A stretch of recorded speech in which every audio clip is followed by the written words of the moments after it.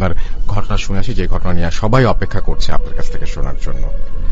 জি রাসেল ভাই, অনেকদিন রাজবাড়ির ঘটনা বলা হয় না। অনেকেই বলছিলেন রাজবাড়ির ঘটনা কবে আসবে, আবার কেউ কেউ বলছেন যে রাজবাড়িতে খালি ভূতের ঘটনাই ঘটে কিনা। আসলে এখানে শুধু রাজবাড়ির বিষয় আমি বলবো না, সেটা হচ্ছে যে সমস্ত মানে এলাকাগুলো একটা সময় মফস্বল ছিল, মানে জেলা শহর পরে হয়েছে, মফস্বল ছিল, অনেক ঝোপঝাড় ছিল, অনেক গাছপালা জঙ্গল ছিল। সাধারণত এই এলাকাগুলোতে ভয়ের ঘটনা আপনি অসংখ্য পাবেন। এটা শুধু রাজবাড়ি বলে কোনো কথা না, এটা বাংলাদেশের অনেক জায়গাতেই আপনি এটা পাবেন। এই জন্য দেখা যাচ্ছে রাজবাড়িতে একটা সময় ফরিদপুরের, গ্রেটার ফরিদপুরের অংশ ছিল, পরবর্তী 80-র দশকে এটা জেলা হয়েছে, এবং এই যার কারণে দেখা মফস্বল হওয়ার কারণে ওখানে অসংখ্য গল্পগুলো রয়ে গেছে। এমন একটি ঘটনা আমি আজকে আপনাদের সামনে উপস্থাপন করব। ঘটনাটির সময়কাল 1968 সালের দিকে, 68 বা 69 এমন একটা সময় আর কি, এক্সাক্ট সালটা বলতে পারছি তো, এই 2 সালের মধ্যে কোন একটা হবে। ঘটনাটি আমার এক আঙ্কেল বলেছেন। ঘটনাটি যার সঙ্গে ঘটেছিল ওনার নাম হচ্ছে সনাতন ডাক্তার, ওনার নাম হচ্ছে সনাতন দা, তো সবাই তাকে সনাতন ডাক্তার নামে চিনতেন আর কি। আজকে রাজবাড়ী যে মাছ বাজার রয়েছে, মাছ বাজার মেইন যে বাজারটা রাজবাড়ী জেলা সদরের, তো ওই মাছ বাজারের ঠিক কাছেই একটা ছোট্ট টিনের একটা দোকান ছিল, মানে একটা ডিসপেন্সারি, হোমিওপ্যাথির একটা ডিসপেন্সারি ছিল। তো উনি এটা চালাতেন। আসলে ডাক্তার হিসাবে ওনার তেমন কোনো খ্যাতি ছিল না, রুগী টুগী খুব বেশি উনি পেতেন না, তবে ভালো মানুষ হিসাবে ওনার একটা বিশেষ খ্যাতি ছিল। সৎ, পরোপকারী, সহজ সরল মানুষ হিসাবে এবং নিরেট ভদ্রলোক বলতে যেটা বোঝায়, উনি তেমনই একজন মানুষ ছিলেন সনাতন ডাক্তার। তো কিন্তু রুগী ওরকম পেতেন না, ওরকম পরিচিত উনি ছিলেন না। টুকটাক আসতেন, ওনার বাড়ি ছিল রাজবাড়ির কুঠিপাচুরিয়া গ্রামে। তো ওনার একটা বাইসাইকেল ছিল, প্রতিদিন উনি আসতেন, এই প্রায় 10-12 কিলোমিটার পথ পাড়ি দিয়ে উনি আসতেন। আবার মাগরিবের পরপরই, কারণ তখনকার সময় কিন্তু এদিকে ইলেকট্রিসিটি অতটা ছিল না, থাকলেও খুব আর কি, ওই সময় সে মুক্তিযুদ্ধের আগে, তো এই জন্য সন্ধ্যার পরে মানুষজন ওই সময় থাকতো না ওইদিকে, এই জন্য উনি বাড়ি চলে যেতেন সাইকেল নিয়ে। আর ওনার দোকানেও একজন কম্পাউন্ডার ছিলেন, ওর বাড়ি রাজবাড়ির প্রপারেই, তবে সে এখন কোথায় আছে আমি জানি না, আমি তার কোনো সন্ধান পাইনি। তার নাম ছিল আব্দুর রহিম, সে ওনার দোকানের কম্পাউন্ডার ছিলেন আর কি। তো যেটা করতেন, সনাতন ডাক্তারের ওই দোকানের চাবি থাকতো 2টা, তো উনি একটা চাবি নিয়ে চলে যেতেন, আর আব্দুর রহিম একটু পরে দোকান বন্ধ করে দিতেন, যেহেতু তার বাসা কাছেই, এই জন্য সে ওই দোকানটা পরে বন্ধ করে সে বাড়িতে যেত। তো একবার কি হয়েছে, শীতকালের সময় তো ঠিক মাগরিবের একটু আগ দিয়ে একজন লোক এসেছে, যে সনাতন ডাক্তারকে বলতেছেন, ডাক্তার সাহেব আমার বাড়িতে একটা রোগী আছে, চলেন, আপনাকে একটু যেতে হবে কষ্ট করে। তো এখন উনি চিন্তা করছেন আর কিছুক্ষণ পরে মাগরিবের আজান দিবে, তো এখন যাব, আর ফিরতে ফিরতে যদি দেরি হয়ে যায়, তো উনি আসলে ওরকম আগ্রহ নাই। ওই লোকটা বলতেছেন যে না না আপনি চলেন, আমার বাসা কাছেই। যদিও ওই লোকটাকে উনি চেনেন না, তারপর চিন্তা করেন কাছে বাসা দিকে শুধু কতক্ষণ লাগবে, কই যেতে আধা ঘন্টা, আসতে আধা ঘন্টা, তো চিন্তা করেন আধা ঘন্টা দেরি, খুব বেশি দেরি না আর কি, আসতে পারবো। এখন ওনার সাথে মানে আর সাইকেল নেন নাই, উনি চিন্তা করছেন যে ওনার সাইকেলের আবার আজকে যে মানে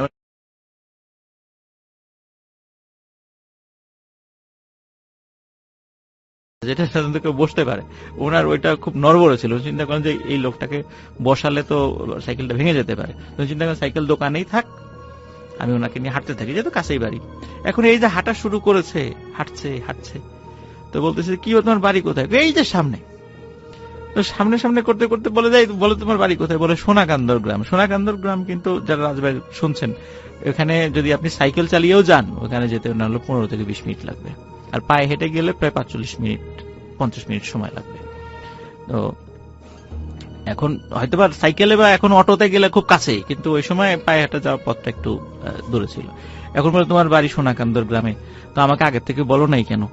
বলে যদি বললে যদি না আসতেন, এই ভয়ে বলি নাই। তো যাই হোক, উনি ওই বাড়িতে যান, গিয়ে রুগী দেখেন, রুগী দেখে ফিরতে ফিরতে ওনার দেরি হয়ে যায়। আর ওনার দেরি দেখে ওই ওনার দোকানের যে কম্পাউন্ডার আব্দুর রহিম, সে দোকান বন্ধ করে চলে গেছে। এখন উনি চিন্তা করছে, উনি এসে দেখেন দোকান বন্ধ, এখন ওনার সাইকেল তো দোকানের মধ্যে, এখন বাসায় যাবেন কিভাবে? তা উনি চিন্তা করেন কি আর করা, যেহেতু চলেই গেছে। তখনকার দিনে তো মোবাইল ফোন ছিল না, আর আব্দুর রহিমের বাড়ি আর একটা গ্রামে ছিল, এখন সেখানে গিয়ে তো চাবি আনা সম্ভব না, এমনিতে দেরি হয়ে গেল। চিন্তা করেন ঠিক আছে হাঁটতে হাঁটতেই চলে যাবো আজকে। তো উনি ওই চিন্তা করে হাঁটা শুরু করেন, ওখান থেকে হাঁটা শুরু করেন। তো আজকে আমি ওই রাসেল ভাই ওই যে লোকোশেডের যে গল্পটা আমি সাধারণত বলি, ওই লোকোশেড দিয়ে হাঁটা শুরু করছেন। কিন্তু মজার বিষয় হচ্ছে লোকোশেড কিন্তু তখন হন্টেড ছিল না। লোকোশেড হন্টেড হয়েছে হচ্ছে 1971 সালের পরে, কারণ ওই জায়গাতে তো অনেক গণহত্যা হয়েছে, এখনো কিন্তু ওখানে বধ্যভূমি আছে। তো যার কারণে ওই ঘটনাটা 1971 সালের আগে, তো তখন ওই জায়গাটা হন্টেড ছিল না। যার কারণে উনি যখন লোকোশেড পার হয়ে দিকে চলে যাচ্ছেন, কোনো ঘটনা ওনার সাথে ঘটে নাই। আর আজকে যে রেল লাইনটা লোকোশেডের এদিক দিয়ে গলন্দ ঘাট পর্যন্ত চলে গেছে, তখন কিন্তু এই রেল লাইনটা ছিল না, রেল লাইনটা অন্য দিক দিয়ে ছিল, ওটা এমনি পায়ে হাঁটা পথ ছিল ওই দিক দিয়ে। তো উনি যাচ্ছেন ওই দিক দিয়ে, একদম সোজা চলে গেলে ওনার বেশ ঘন্টাখানেক হাঁটলে ওনার বাড়ির কাছাকাছি উনি চলে যেতে পারেন, ঘন্টা 2-2.5 লাগে আর কি হেঁটে যেতে। উনি যাচ্ছেন কিছুটা পথ পার হয়ে দাঁতশি বাজার নামে একটা জায়গা আছে, এটা রাজবাড়ির লোকজন অবশ্যই চিনে থাকবেন সেটা। তো দাঁতশি বাজারটা পার হয়ে উনি হাঁটা শুরু করেন, এই পর্যন্ত কোনো সমস্যা হয়নি। তো ওনার হাতে কিন্তু ভাইয়া একটা মানে টর্চ লাইট থাকতো সব সময়, যেহেতু উনি রাত্রে চলাফেরা করতেন, টর্চ লাইট থাকতো। তো টর্চ লাইট মানে জ্বালিয়ে উনি যাচ্ছেন। হঠাৎ ওনার মানে পথের সামনে মানে একটা মাঝারি আকৃতির একটা বিড়াল সামনে পড়ে, বিড়াল। তো বিড়ালটি ওনার পথ আগলে দাঁড়িয়ে আছে, বিড়ালটি সরে না, এবং উনি বিড়ালটিকে সাইড কেটে চলে যাওয়ার চেষ্টা করলো, বিড়ালটি আবার সামনে চলে আসে। তো উনি রাসেল ভাই উনি ডাক্তার মানুষ ছিলেন, তো বিজ্ঞান মনস্ক ছিলেন, উনি এসব জিন ভূত প্রেত এগুলো আবার বিশ্বাস করতেন না, আর ওনার সাথে কখনো কোনো ঘটনা ঘটেও নেই, স্বাভাবিকভাবে ওনার বিশ্বাস করার আসলে কথাও না, এরকম একটা মেন্টালিটি ওনার ছিল যে এগুলা সব মনের ভুল আর কি। বিড়াল যেহেতু সামনে এসেছে, তো উনি বিড়ালটিকে সরিয়ে দেওয়ার চেষ্টা করছিলেন, তো বিড়ালটি সরে না, উনি যেদিক দিয়ে যাওয়ার চেষ্টা করে বিড়ালটি বারবার পথ আগলে দাঁড়ানোর চেষ্টা করছে। তো একটা পর্যায়ে বিড়ালটিকে উনি মানে একটা লাঠি নিয়ে ধাওয়া করেন, তো বিড়ালটি একটু সাইডে সরে যায় ভয় পেয়ে, আবার উনি হাঁটা শুরু করেন। এরপরে বিড়ালটি কি ওনার পা জড়িয়ে ধরছে বারবার, কিছুতেই মানে যেতে দিতে যাচ্ছে না সামনের দিকে। তো উনি আরো বিরক্ত হয়ে মানে পা ঝাড়ি দিয়ে বিড়ালটিকে দূরে ফেলে দেন। এরপরে দেখেন বিড়ালটি হেঁটে কোন দিক দিয়ে চলে গেল, আর তাকে ওই বিড়ালটিকে আর দেখেনি। উনি সামনে হাঁটা শুরু করেন, এরকম 15-20 মিনিট হাঁটার পরে হঠাৎ দেখে যে একজন মহিলা, দূর থেকে দেখছেন যে একজন মহিলা সামনে সাদা কাপড় দিয়ে কিছু একটা ঢেকে রেখেছে আর কান্নাকাটি করছে, নাকি সুরে কান্নাকাটি করছে। তো উনি যত কাছে যাচ্ছেন মানে ভয়াবহ রকমের দুর্গন্ধ ওনার নাকে আসছে, মানে এত দুর্গন্ধ যে শেষ পর্যন্ত নাকে মানে কাপড় দিয়ে সামনে গেছেন, যে বলছেন এই কি হয়েছে, আপনি কাঁদছেন কেন? তো উনি বলছেন যে আমার ছেলে মারা গেছে। তো বলছে ছেলে মারা গেছে, তো এটা কি আপনার ছেলে? বলে হ্যাঁ ছেলে। তো কখন মারা গেছে? বলে আজ সকালে মারা গেছে। তখন উনি বলছেন যে দেখি তো আপনার ছেলের লাশটা দেখি তো। ওই মহিলা ওই কাপড়টা সরান, তো দেখেন যে লাশটা মানে একটা পা ওই মাটিতেই আটকে গেছে, মানে কি বলবো মানে প্যারালাইজড হয়ে যাওয়ার মতো অবস্থা। তারপর উনি অনেক চেষ্টা করে কষ্ট করতে করতে করতে করতে ব্রিজের উপর ওঠেন। ব্রিজে ওঠার পরে উনি যখন নামতে যাবেন, নামার পথটা তো রাসেল ভাই একটু ঢালু, নামতে যাওয়ার সময় উনি ওই হুমড়ি খেয়ে পড়ে যান সামনে। উনি যখন পড়ে যান, ওনার হাতে কিন্তু টর্চ লাইট ছিল, তখনও হাতে টর্চ লাইটটা ধরা। তো উনি তখন সামনের থেকে যখন মাটির সাথে পড়ে গেছেন সামনে, উনি খেয়াল করছেন সামনে থেকে কি যেন একটা আসছে, দুইটা জিনিস। উনি চাঁদের আলোতে যতটুকু বুঝতে পেরেছেন বড় আকৃতির দুইটা কাকড়া। কিন্তু রাসেল ভাই উনি যখন টর্চ লাইট জ্বালিয়েছেন তখন দেখে যে কবজি থেকে নিচে যে আমাদের মানে হাতের পাঞ্জা সহ 5 আঙ্গুল, যেটা এই আঙ্গুল 5 আঙ্গুল দিয়ে কি দুইটা হাত জাস্ট হাতের কবজির নিচের অংশ সামনের দিকে এগিয়ে আসছে। উনি টর্চ লাইট জ্বালিয়ে দেখেছেন, তখন উনি ভয় পেয়েছেন, কিরে এই হাত কিভাবে আসলো? হাতের কবজির নিচের অংশ আছে কিন্তু বডিটা নাই। তখন আর একটা বিষয় যে ওই যে লাশের যে একটা বিকট গন্ধ উনি পেয়েছিলেন না, ওই গন্ধ তো ক্রমশ ওনার কাছে আসছে। উনি তখন চিন্তা করেন যে আমি একটু আগে একটা লাশ দেখে আসছি, হাতের কবজি ছিল না, 2 কবজির নিচের অংশ ছিল না, লাশটা ছিল মানে পচে যাওয়া লাশ, মানে খুব দুর্গন্ধ ছিল। মনে হচ্ছে যে ওই যে 2টা হাত এগিয়ে আসছে, ওই হাতের দেখে উনি দূর থেকেই বুঝতে পেরেছেন যে এই হাতটা ঠিক ওই যে পচে যাওয়া হাতের মতো এবং খুব দুর্গন্ধ হচ্ছে। উনি ওই সময় হচ্ছে ভয় পান এবং উনি মানে সমস্ত শরীরের সমস্ত শক্তি সঞ্চয় করে উঠে দাঁড়ান।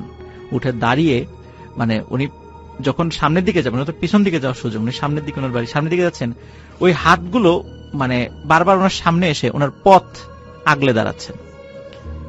তারপরও যখন উনি ওই হাতকে ওভারটেক করে চলে যাওয়ার চেষ্টা করেছেন, তখন ওই 2টা হাত ওনার পা চেপে ধরেছিল। এরপর উনি মানে ওনার ধর্মের যে মন্ত্র আছে, শ্লোক আছে, সেগুলো উচ্চস্বরে পাঠ করতে থাকেন আর সৃষ্টিকর্তার নাম জপতে থাকেন। এটা করতে করতে উনি মানে সমস্ত শরীরের শক্তি দিয়ে উনি দৌড়ানো শুরু করেন। ওই হাত যে কোথায় গেছে, কি হয়েছে, উনি আর বলতে পারেন না। হ্যাঁ, আর ছিল না তার সাথে। কিছু দূর সামনে গিয়ে একটা মানুষের সাথে উনি ধাক্কা খান। তো ধাক্কা খান যখন, তখন ওই লোকটা বলে ওঠে, এই আপনি চোখে দেখেন না? তখন বলে, আরে রহিম, তুই এখানে কি করিস? বলে, ও দাদা আপনি, আপনার দেরি দেখে আমি দোকান বন্ধ করে দিছি। তো চিন্তা করলাম যে আমার তো আবার আগামীকালকে একটা জরুরি কাজ আছে, দোকানে তো আসতে পারবো না। তো চিন্তা করলাম যে আপনার কাছে তো চাবি নাই, তো আপনার বাড়িতে এসে চাবিটা দিয়ে যাই। তো এই জন্য আমি আপনার বাসার আসার চেষ্টা করতেছিলাম, মানে আসছিলাম আর কি। তো তুই সাইকেল নিয়ে আসিস নাই কেন? হেঁটে হেঁটে আসছিস কেন? ও বলে যে আমি সাইকেল ভালো চালাইতে পারি না। এই কথাটা শুনে ওনার একটা অবাক লাগে, কিন্তু আব্দুর রহিম কিন্তু খুব ভালোই সাইকেল চালাইতে পারতো, কিন্তু ও বলছে যে আমি ভালো সাইকেল চালাইতে পারি না। তো আচ্ছা ঠিক আছে, আসছি যখন, চল, এই যে একটু আগে এই ঘটনা ঘটছে। তখন আব্দুর রহিম বলছে যে যাক, আল্লাহ বাঁচিয়ে দিয়েছেন আপনাকে, কোনো বিপদ আপদ হয় নাই, রাত্রেবেলা চলাফেরার ক্ষেত্রে একটু সতর্ক থাকবেন। এই কথা বলে মানে আব্দুর রহিমের সাথে বিভিন্ন গল্প টল্প করতে করতে ওনার বাড়ির কাছে চলে আসে। তখন সনাতন ডাক্তার উনি বলতেছেন যে রহিম চল, বাড়িতে চল, তোর দিদি রান্না বাড়া করছে, একবার খাওয়া দাওয়া কর, আজকে থেকে যা, অনেক রাত হয়ে গেছে। তো বলে, না না, আমার আগামীকালকে কাজ আছে, আমি থাকতে পারবো না, আমি বাড়িতে যাব না, আপনি যান, এই চাবিটা রাখেন, দোকানের চাবি, আমি চলে গেলাম। বলে, না তা কি হয় নাকি, বাড়িতে যাবি না কেন? কিছুতেই সে বাড়িতে ঢোকে না। তো যখন উনি চিন্তা করেন যে এত রিকোয়েস্ট করলাম, যেতে চাচ্ছে না, উনিও একটু বিরক্ত হন, মন খারাপ করেন, এত রিকোয়েস্ট করা যাচ্ছে না, তো ঠিক আছে তাকে বিদায় দিয়ে দেন, সেও চলে যায়। তো উনি বাড়িতে যান, যাওয়ার পরে ওনার স্ত্রীকে সব ঘটনা খুলে বলেন। খুলে বলার পরে যদিও ভয় পেয়েছিলেন, তারপরে ওই যে আব্দুর রহিম পথের একটা জায়গার সঙ্গ দিয়েছিলেন আর কি, ভয়টা অনেকটা কমে গিয়েছিল আর কি। খুব যে ভয় পেয়ে একদম জ্বর চলে আসছে, বিষয়টা এরকম না। পরের দিন উনি দোকানে গেছেন, ওনার যে ডিসপেন্সারি সেখানে গেছেন, যার পর দেখে আব্দুর রহিম দোকান খুলে বসে আছে। কিরে আব্দুর রহিম, তুই না বললি যে কালকে মানে আজকে আসবি না? বলে যে আপনাকে আমি কখন বললাম আজকে আসবো না? আপনার সাথে তো আমার দেখাই হয় নাই। তখন উনি বলছে, কি বলিস দেখা হয় নাই? কালকে রাত্রে না তোর সাথে আমার ধাক্কা লাগলো, তারপর গল্প করতে করতে গেলাম, তুই আমাকে দোকানে চাবি দিলে, এই যে চাবি, এই যে আমি চাবি সাথে নিয়ে আসছি। বললে, আরে এই চাবি আপনি পেলেন কোথায়? আমি তো এই চাবি কালকে দোকানে রেখে চলে গেছি, আপনার দেরি দেখে দোকান টোকান তালা মেরে চলে গেছি, চাবি তো দোকানের মধ্যেই ছিল, চাবি আপনি পেলেন কোথায়? চাবি তো আমি আপনাকে দেই নাই, আর আমি তো দোকান তালা মেরে আমি তো বাড়িতে চলে গেছি। তখন উনি চিন্তা করেন, তাহলে আমার ওই পথ, পুরো পথ সঙ্গ দিল কে? এইটার মানে রহস্য উনি আর উদ্ধার করতে পারেন নাই রাসেল ভাই। উনি স্বাধীনতার পূর্বেই, যখন মোটামুটি আমাদের দেশে একটু বিভিন্ন সমস্যার সৃষ্টি হয়, উনি ওই সময়ই মানে ওনার ওনার ফ্যামিলির অন্যান্য মেম্বার যারা, তারা নদিয়া অঞ্চলে থাকতেন। উনি ওই সময় ওনার জমি জমা বিক্রি করে দিয়ে চলে গিয়েছিলেন আর কি, আর ফেরত আসেন নাই কখনো, যার কারণে উনি এখনো বেঁচে আছেন কিনা আমরা জানি না। তবে একটা বিষয় রাসেল ভাই, আমি এই ঘটনার থেকে একটা বিষয় আমি মানে শিক্ষা পেয়েছি, বা আমি বুঝতে পেরেছি, আশা করি আপনারা বুঝতে পারবেন, সেটা হচ্ছে যে এই যে সনাতন ডাক্তার যিনি, উনি একজন খুবই পরোপকারী ভালো মানুষ ছিলেন। রাত্রেবেলা হয়তোবা চলার পথে উনি বিপদে পড়েছেন, কিন্তু দেখেন আব্দুর রহিম সেজে কোনো একজন তাকে হেল্প করেছে, হয়তোবা আল্লাহ তাকে পাঠিয়েছেন। তো যারা মানুষের উপকার করে, মানুষের কল্যাণ কামনা করে, তারা যদি কখনো বিপদে পড়েও, সে প্যারানর্মাল বিষয় হোক আর যেটাই হোক, সে যে ধর্মের লোকই হোক, আল্লাহ তাআলা অবশ্যই তাকে সাহায্য করবেন। যেভাবে সাহায্য করা প্রয়োজন আল্লাহ তাআলা অবশ্যই তাকে সাহায্য করবেন। তো এই ঘটনাটা ছিল জাস্ট এক রাতেরই ঘটনা। এরপরে ওনার সাথে আর কোনো ঘটনা ঘটেছে বলে জানি না। এই এক রাত্রেই রাসেল ভাই এই ঘটনাটি ঘটেছিল। এটি ছিল ঘটনা। থ্যাংক ইউ সো মাচ প্রথমত আপনার ঘটনার জন্য এবং চমৎকার উপস্থাপনের জন্য। আশা করছি যে আপনাদেরও ভালো লেগেছে। এন্ড আমাদের আজকে আফনান ভাই যে কষ্ট করে আমাদের স্টুডিওতে এসেছেন, আফনান ভাই আপনি একটু যে একটা ঘটনা বলার জন্য যে কষ্ট করে স্টুডিওতে আসলেন, এই যে এই টানটা কিভাবে অনুভব করেন, কেন অনুভব করেন একটু বলবেন আমাদেরকে? না আসলে এই যে যারা শুনছেন তাদের নিশ্চয়ই আপনার একটা পরিবারের মতোই মনে হয়, রাইট? জি জি, সেটাই। আরেকটা বিষয় হচ্ছে যে আসলে কোন একটা বিষয়কে মানে হৃদয়ে ধারণ করা, এটা একটা সবচেয়ে বড় বিষয়। এটা ভালোবাসা, এটা কাজ করে সবসময়। এই জন্য ঢাকায় যখনই আসি, এই যেমন এই কয়েক সপ্তাহ একটু ঘন ঘন আসা হয়েছে ঢাকায়, এই জন্য যখনই আসছি স্টুডিওতে আসার চেষ্টা করি। আবার দেখা যাচ্ছে মাঝখানে কিন্তু অনেক বেশ কয়েক মাস আসতেই পারি নাই, কারণ তখন রেকর্ড ফাইলগুলো পাঠিয়েছি আর কি।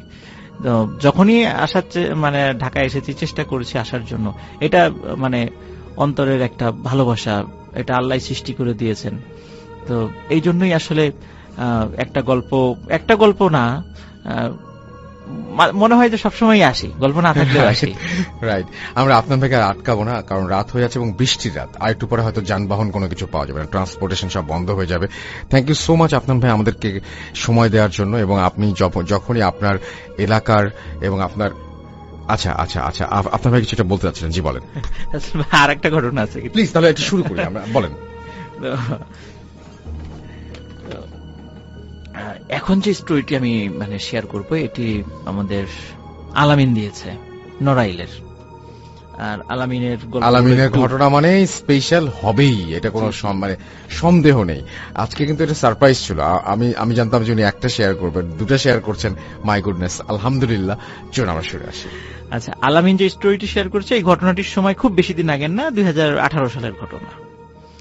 এটি 4 বন্ধুকে কেন্দ্র করে। এটি ওই নড়াইল জেলার লোহাগাড়া উপজেলার লাহুরিয়া ইউনিয়নের একটা জায়গা আছে, এটাকে পশ্চিমপাড়া বলে আর কি, পশ্চিমপাড়া। তো এই পশ্চিমপাড়ায় 4 বন্ধু আছে। একজন নাম হৃদয়, রমজান, রিয়াজ এবং তাজরুল। তো হৃদয় মাদ্রাসায় লেখাপড়া করত, রমজান এবং রিয়াজ স্কুলে পড়ত, আর তাজরুল লেখাপড়া ছেড়ে দিয়েছিল। তার ওই চাচার একটা ডেকোরেটরের দোকান ছিল, সেই ডেকোরেটর দোকানে কাজে ঢুকে যায়। গ্রামের বিভিন্ন প্রোগ্রামগুলোতে, বিয়ে শাদী আর বিভিন্ন প্রোগ্রামগুলোতে ওই যে ডেকোরেটর কাজগুলো, অ্যারেঞ্জমেন্টগুলো, সেগুলো তাজরুল করে থাকতো। তো লেখাপড়া সে ছেড়ে দিল। এই 4 জন বন্ধু সবসময় একসাথে চলাফেরা করত। তারপরে বিভিন্ন কালচারাল প্রোগ্রামগুলোতে একসাথে তারা দেখতে যেত, খেলাধুলা একসাথে করতো, মানে সবসময়। আর বাসাও তো একদম পাশাপাশি ছিল, এজন্য সবসময় তারা একসাথে উঠা বসা, আর বয়সও সেম। তো যে ঘটনাটি মানে সূত্রপাত যেটা ঘটে সেটা হচ্ছে শীতকালে, 2018 সালের শীতকালে। আমরা জানি যে শীতকালগুলোতে সাধারণত আমাদের গ্রামগঞ্জে উন্মুক্ত যে কালচারাল প্রোগ্রামগুলো, ধর্মীয় প্রোগ্রাম বলেন বা অন্যান্য প্রোগ্রাম বলেন, উন্মুক্ত যেগুলা ওপেন জায়গাগুলোতে হয়, সেগুলো শীতকালে হয়ে থাকে, ঝড় বৃষ্টি যেহেতু থাকে না। তো ওই সময় ওয়াজ মাহফিলগুলা কিন্তু বেশি হয় আমাদের দেশে শীতকালে। তো এরা আবার ওয়াজ মাহফিলে মাঝে মাঝে যাওয়ার চেষ্টা করত। তো এমনই অনেকদিন ধরে চলে আসা একটা ওয়াজ মাহফিল, এইটার যে নামটা সেটা হচ্ছে যে আরাজি মন্ডল কাজী মাহফিল নামে সেটা পরিচিত। হয়তো ওই গ্রামের যারা আছেন মানে তারা হয়তো বা শুনে থাকবেন। আমি যেহেতু যাই নাই, আমি ঠিক বলতে পারছি না আর কি। অনেক আর এই যে স্টোরিটা আমি শেয়ার করতে যাচ্ছি, এখানে অনেকগুলো গ্রামের নাম চলে আসবে আর কি, অনেক প্লেস গুলোর নাম চলে আসবে। তো যার কারণে এটা আমার মেমোরাইজ করতে একটু মানে কষ্ট হয়েছিল রাসেল ভাই। যাই হোক, তো আরাজি মন্ডল কাজীর যে মাহফিলটা, এই মাহফিলে তারা যাওয়ার জন্য মনস্থির করেন। তো নির্দিষ্ট দিন রাত 8টার দিকে তারা বাসা থেকে বের হন। তো বের হওয়ার পরে এই 4 জনই আলোচনা করে যে আচ্ছা, কামারপাড়া নামে আর একটা জায়গা আছে, ওইখানে গ্রাম আছে আর কি। তো বললো যে কামারপাড়াও তো একটা মাহফিল আছে, তো তাহলে কোনটাই যাব? তখন ওরা চিন্তা করে যে কামারপাড়া মাহফিলের সাথে সেখানে ওই যে ইসলামিক সঙ্গীত অনুষ্ঠানও ছিল। তো ওরা যেহেতু একটু কালচারাল মাইন্ডেড ছিল, ওরা চিন্তা করলো ঠিক আছে, তাহলে মাহফিলও শুনলাম, তো ইসলামিক গানও শুনলাম, ওখানে একজন নাম করা ইসলামিক সঙ্গীত শিল্পীও আসবেন, তাকেও দেখলাম, দুই কাজই হলো আর কি একসাথে। তো ওরা চিন্তা করে তাহলে ওই আলাজি কাজী মন্ডলের মাহফিলটা বাদ আমরা কামারপাড়া মাহফিলে যাব। আর কামারপাড়া মাহফিলের ওইখানে কামারপাড়া যাওয়ার জন্য মানে যে গ্রামের মধ্য দিয়ে পথ, সেটা প্রায় 1.5 ঘন্টা লাগে হেঁটে যেতে রাসেল ভাই, 1.5 ঘন্টার মতো সময় লাগে। ওরা রওনা দেয়, হঠাৎ করে তাজরুল ওই হৃদয়ের, রমজান এবং রিয়াজকে বলে যে আচ্ছা আমরা এত পথ হাঁটবো কেন, আমার একটা শর্টকাট রাস্তা জানা আছে, সেটা হলো এই ইসামতি বিলের মধ্য দিয়ে যদি আমরা যাই 20 থেকে 25 মিনিটের মধ্যে আমরা কামারপাড়ার কাছে চলে যেতে পারবো। তো আমরা এই দিক দিয়ে চলে যাই। এখন অন্যরা বলে আসলেই তো তাই, আমরা 1.5 ঘন্টা হাঁটবো কেন, আমরা একটু তাড়াতাড়ি চলে যাই সেখানে।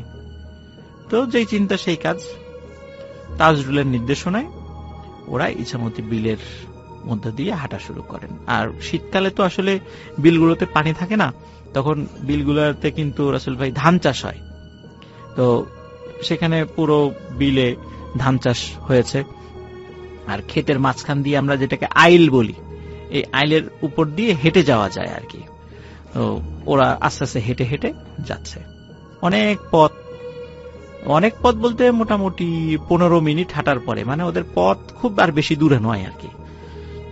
হাঁটার পরে ওই বিশেষ করে এই 4 বন্ধুর মধ্যে রমজান এবং তাজরুল, এদের এই দুইজনের আবার মাঝে মাঝে একটু সিগারেট খাওয়ার অভ্যাস ছিল। আর হৃদয় এবং রিয়াজ, এদের আবার সিগারেট খাওয়ার অভ্যাস ছিল না। তো রমজান এবং তাজরুল ওরা বলছে যে একটা সিগারেট খেতে ইচ্ছা করছে। তখন অন্যরা বলছে যে এই বিলের মধ্যে সিগারেট মানে ধরাবা কই, মেস তো নাই সাথে। তখন ওই যে রাসেল ভাই ওই বিলের মধ্যে কিন্তু ওই যে মানে সেচ কাজ করার জন্য ওই যেই জায়গাতে মেশিনটা বসানো হয়, আমরা গ্রামে বলি সেচ মেশিন, স্যালো মেশিনও বলে আর কি। তো ওই সেচ মেশিন যেখানে বসানো হয়, ওই সেচ মেশিনের জন্য কিন্তু একটা ছোট্ট ঘর করা হয়, একটা অস্থায়ী ঘর, এবং ওই ঘরের মধ্যে একটা মাচা পেতে যে এই মেশিনের দায়িত্বে থাকে সে থাকে আর কি। তো বিলের মধ্যে এই সেচ মেশিনগুলো তখন ওই এখন কোনোটায় ইলেকট্রিসিটি মানে সংযোগ আছে। আর যেহেতু বড় বিল, ওখানে ইলেকট্রিসিটির খাম্বা ছিল না, ওটা কি ওই যে তেলে চলতো আর কি। এই জন্য ওখানে কিন্তু ওই ঘরগুলোতে কোনো বৈদ্যুতিক বাল্ব থাকতো না, এমনি হয়তো বা হারিকেন বা ল্যাম্প জ্বালাতো আর কি। তো ওরা দেখে যে ওই একটা অস্থায়ী ঘর, যেটা ওই রকম সেচের জন্য যে অস্থায়ী ঘর আছে, দূরে একটা ঘর দেখা যাচ্ছে, কিন্তু ওই ঘরের মধ্যে আলো। তো তাজরুল বলছে যে ওই যে একটা ঘর আছে, তো চলো আমরা ওইখানে যাই, নিশ্চয়ই ওখানে লোক আছে, যদি আলো জ্বলছে লোক আছে। আর আলো মানে হচ্ছে সেখানে তো অবশ্যই কোনো কুপি বা হারিকেন বা কিছু একটা জ্বালানো থাকে। উনি তো এত দ্রুত চলতে পারেন না, উনি তো স্ক্র্যাচে করে চলেন।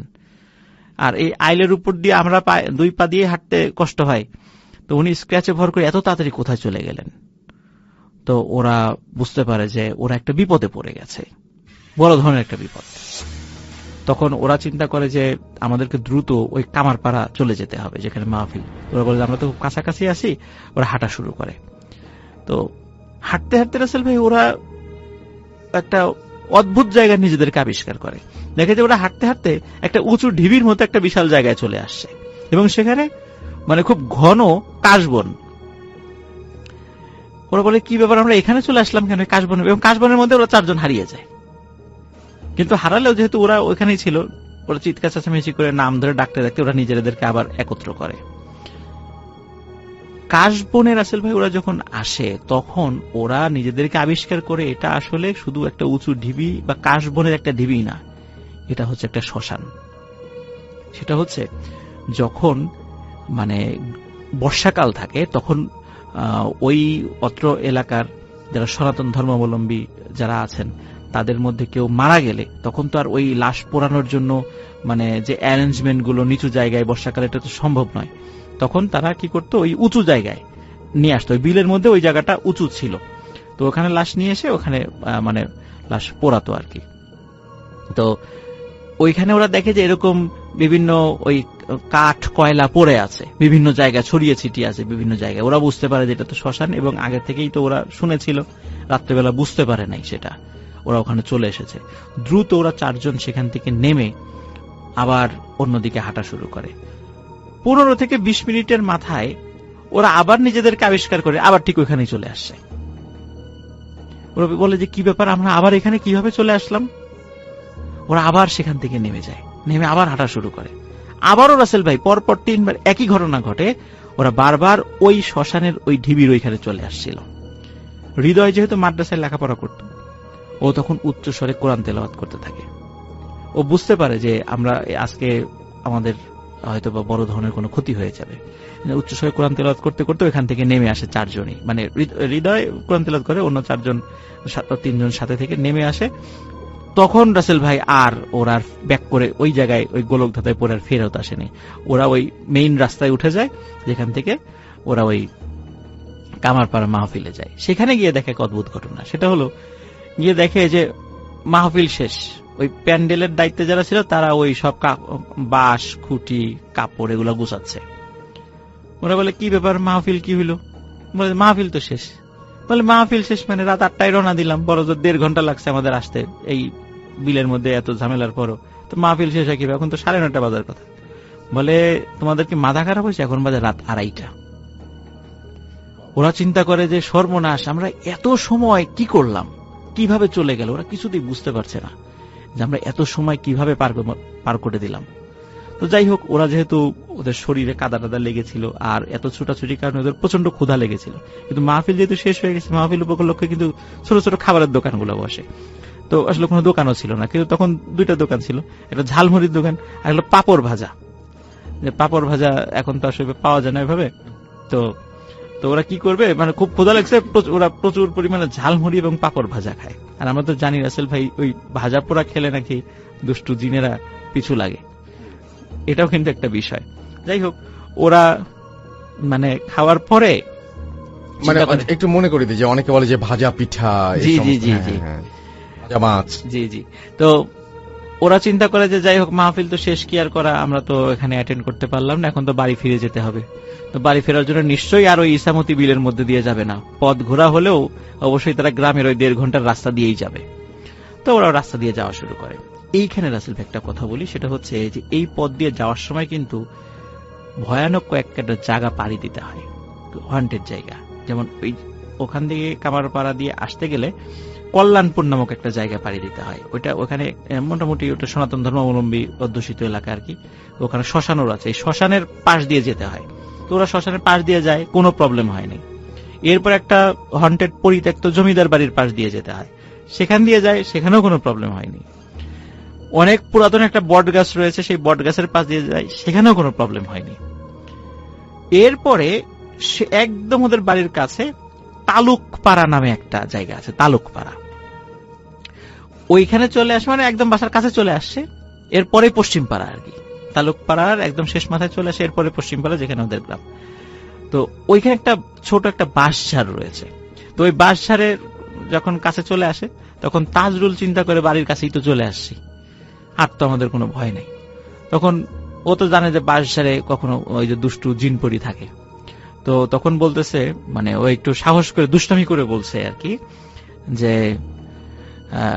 কে মানে তোরা কে আসিস আশেপাশে, যদি আমার কথা শুনে থাকিস আয় আমার সামনে আয়, তো যদি তোদের সাহস থাকে, আমি তোদেরকে ভয় পাই না, তোদের মতো কত মানে দুষ্টু জিনদের সাথে যুদ্ধ করে আমি জিতে গেছি, তোরা তো কিছুই না, যদি সাহস থাকে আমার সামনে আসিস বা ক্ষতি করার চেষ্টা কর, আমি আমার শরীর গা বন্ধ করে রাখছি, আমার কোনো ক্ষতি করতে পারবি না।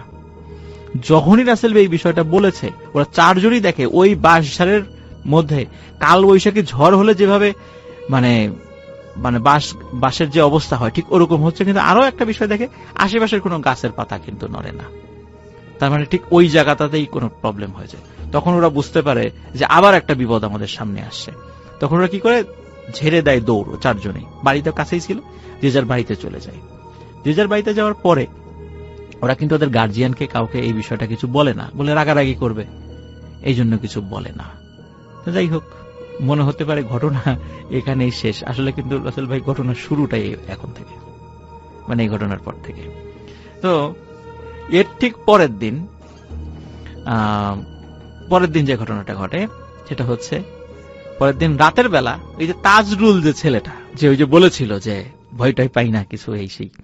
তো তাজরুল ছেলেটা ওর আরো যে দুই বন্ধু আছে, যে হৃদয়, রমজান, রিয়াজ, আরো যে 3 বন্ধু আছে, এদের মধ্যে মানে 3 জনকে দাওয়াত দেয়, পিকনিকের দাওয়াত, যে একটা রাত্রে আমরা একটা রান্না বাড়া করবো, পিকনিক করবো আর কি।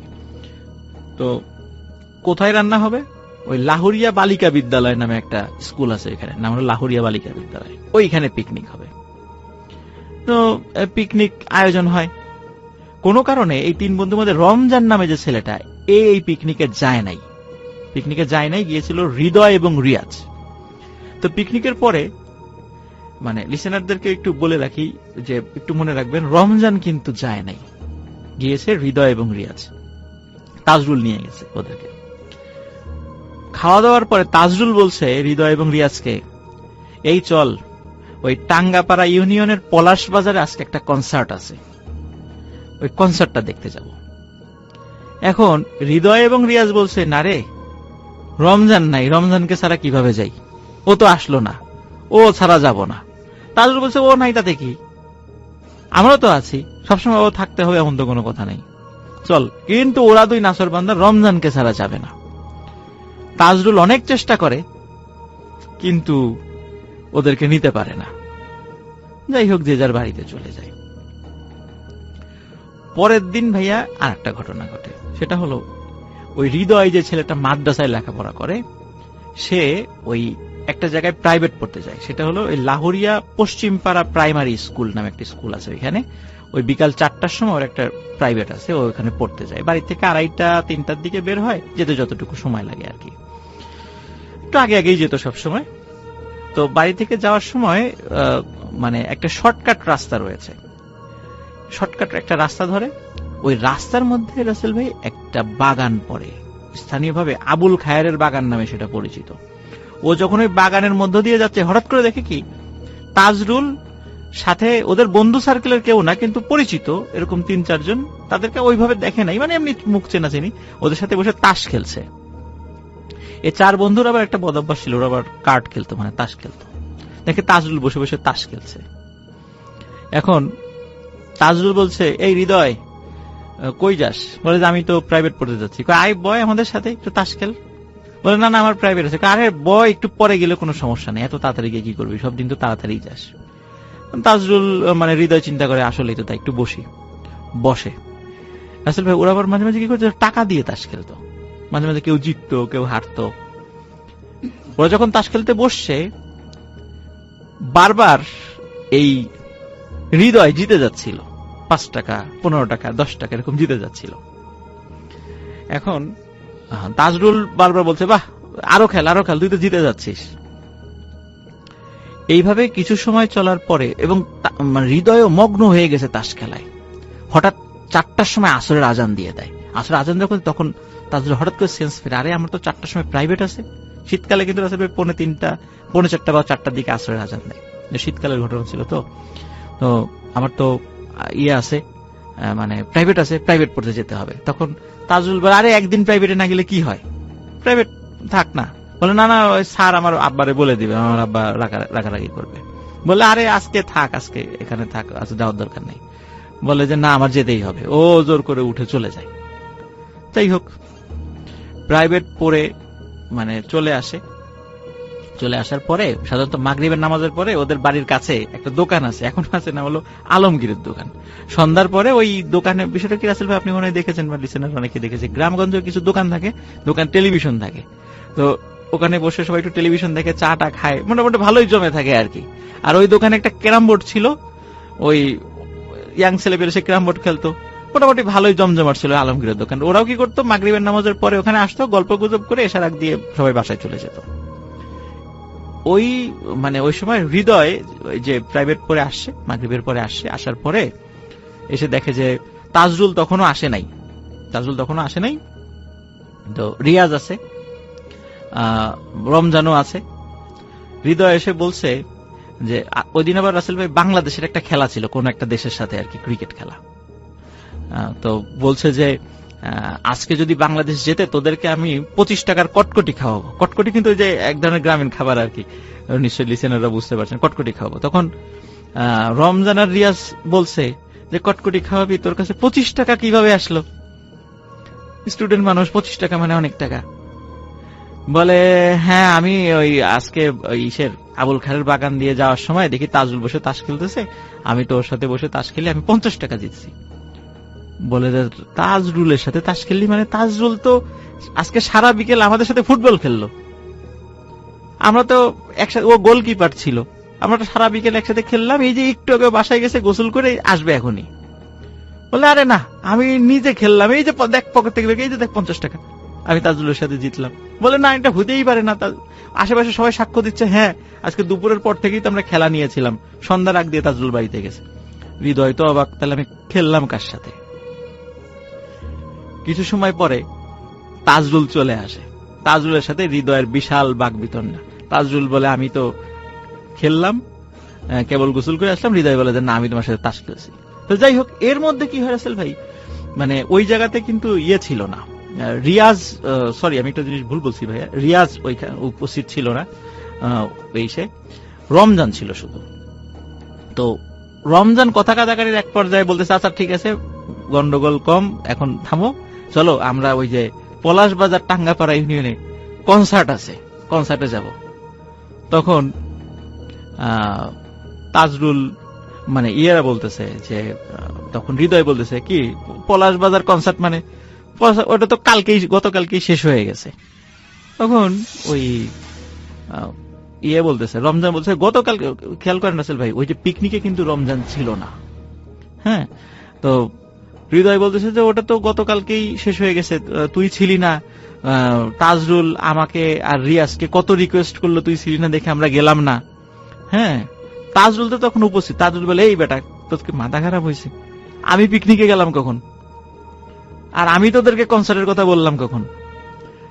ওরা দুইজনই ওর উপর ক্ষিপ্ত হয়, এই বেটা তুই আমাদের 3 জনের খাবার একাই সাবার করলি, আমাদেরকে ধরে নিয়ে কনসার্টে নিয়েই যাবি, কত চেষ্টা করলি, আমরা রমজান নাই দেখে গেলাম না, এখন বলো যে তুমি আমাদেরকে কনসার্টের কথা কখন বললা? এই শুরু হয়ে যায় বাকবিতণ্ডা। তাজুল বলে যে আমি বলি নাই, আমি তো ছিলামই না, কারণ আমি সারা রাত আমার আব্বার সাথে খেতে কাজ করছি, কারণ আমার আব্বা আমাকে আসতে দেয়নি। ওরা কেউ বিশ্বাস করে না, বলে চল আমার আব্বার কাছে চল। তাকে ওর তাজুল আব্বার কাছে নিয়ে যাও। আব্বা বলে হ্যাঁ, ও তো সারা রাত, আমি তো তোমাদের কাছে যাইতে দেয় নাই, ও তো সারা রাত, শুধু রাত না সারাটা রাত, ভোরে সে ঘুমাইছে, সারা রাত আমার সাথে কাজ করছে, খেতে জরুরি কাজ ছিল, খেতে কাজ করছে। তখন ওরা বলে যে আরে তাজরুল একই সময় একাধিক জায়গায় কিভাবে যাচ্ছে, কিভাবে সম্ভব এটা? ওদের মনে খটকা লাগে। কিন্তু রাসেল ভাই ওই রাত্রে ওই যে আলমগীরের দোকানে ওখানে রিয়াজ যে ওদের বন্ধু, সে ছিল না। রাতের বেলা আর একটা ঘটনা ঘটে, রাত প্রায় ভাইয়া 11টা-12টা, হঠাৎ করে রিয়াজের যেই রুমে ঘুমাতো ওর জানলায় ঠক ঠক ঠক ঠক আওয়াজ। রিয়াজ খুলে দেখে তাজরুল দাঁড়িয়ে আছে বাইরে। তখন বলে কিরে তাজরুল এত রাত্রে? তাজরুল বলতেছে যে চল, একটা পুকুর আছে না, বলে কামারের পুকুর, বলে কামারের পুকুরে মাছ ধরবো রাতের বেলা, অনেকেই মাছ টাছ ধরে চুরি করে, আমরাও মাছ ধরবো। তখন বলে যে ভালো আইডিয়া, স্বাভাবিকভাবে ইয়াং ছেলে পেলে তো একটু দুষ্টমি তো অভ্যাস থাকবেই। বলে তাহলে বের হয়েছে, বের হওয়ার পর হঠাৎ করে মনে হয় আচ্ছা এরকে নিয়ে রমজানকে নিয়ে গেলে কেমন হয়? তাজরুল বলে না না, রমজানকে ডাকার কি দরকার, তুই চল। রমজানের বাড়ি কিন্তু একদম রিয়াজের বাড়ির পাশাপাশি, একদম পাশাপাশি। বলে না না না, রমজানকে নিয়ে যাব। তাজরুল বলে না না, রমজানকে ডাকার দরকার নেই। বলে না না, ওকে নিয়েই যাব। রমজানকে ডাকা শুরু করছে, রমজান বের হয়ে আসে, বলে যে রমজান চল, ওই যে তাজরুল আসছে, আমরা মাছ ধরতে যাব কামারের পুকুরে। তাজরুল কই? বলে এই যে তাজরুল। ও মাথা ঘুরায় দেখে তাজরুল নাই। তখন ওরা ভয় পাইছে যে এই যে তাজরুলকে নিয়ে যে সমস্যা, এক এক সময় এক এক জায়গায় থাকছে, এটা কিভাবে সম্ভব?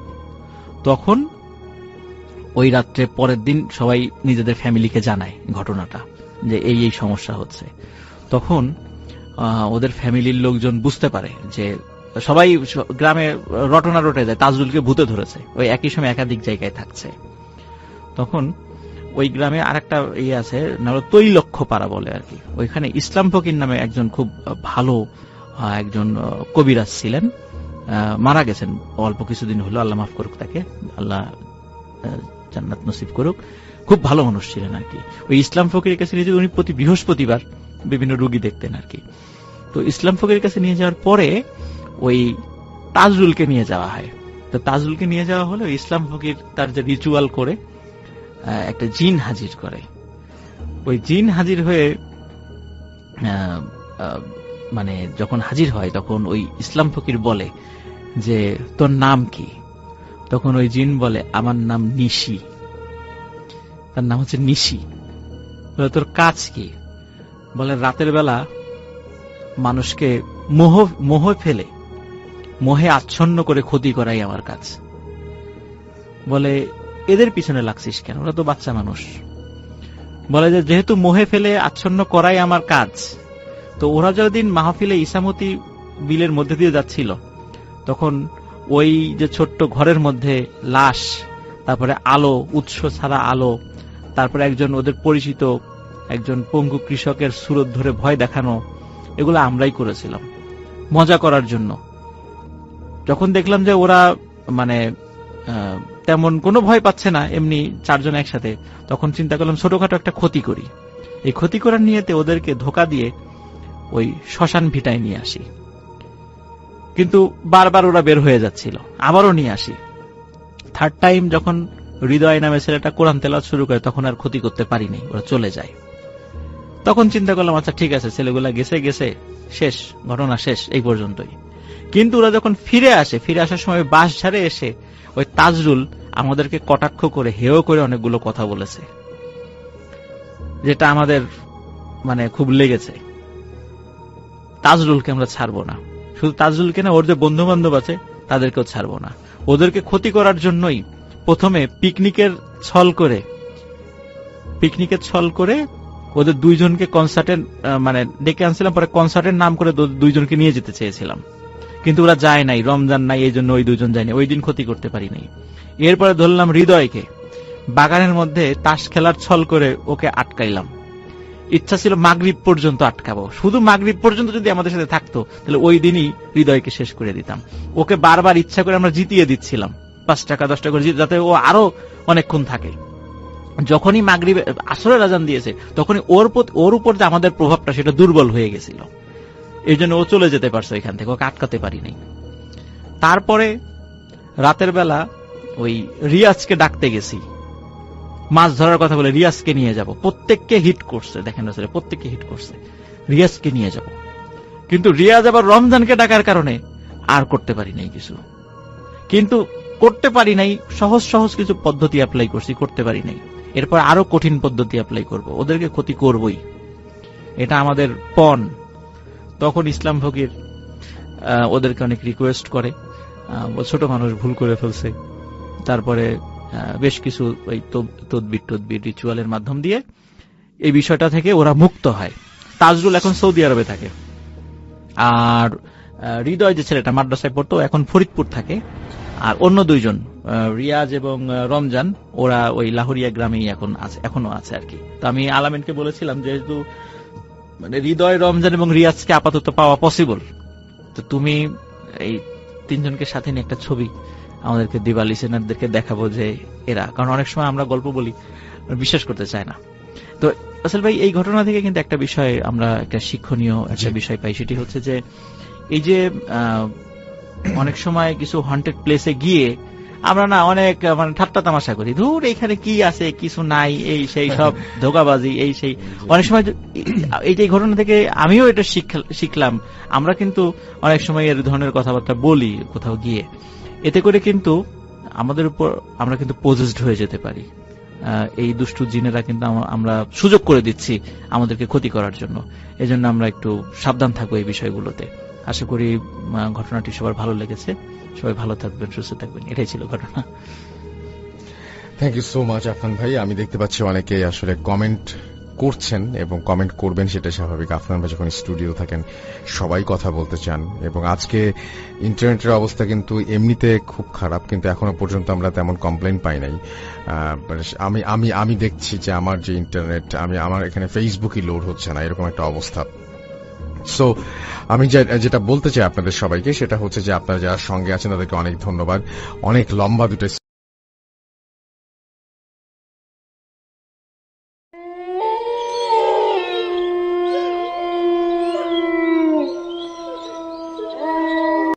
আফসান ভাই, শুনি আপনার প্রথম ঘটনা।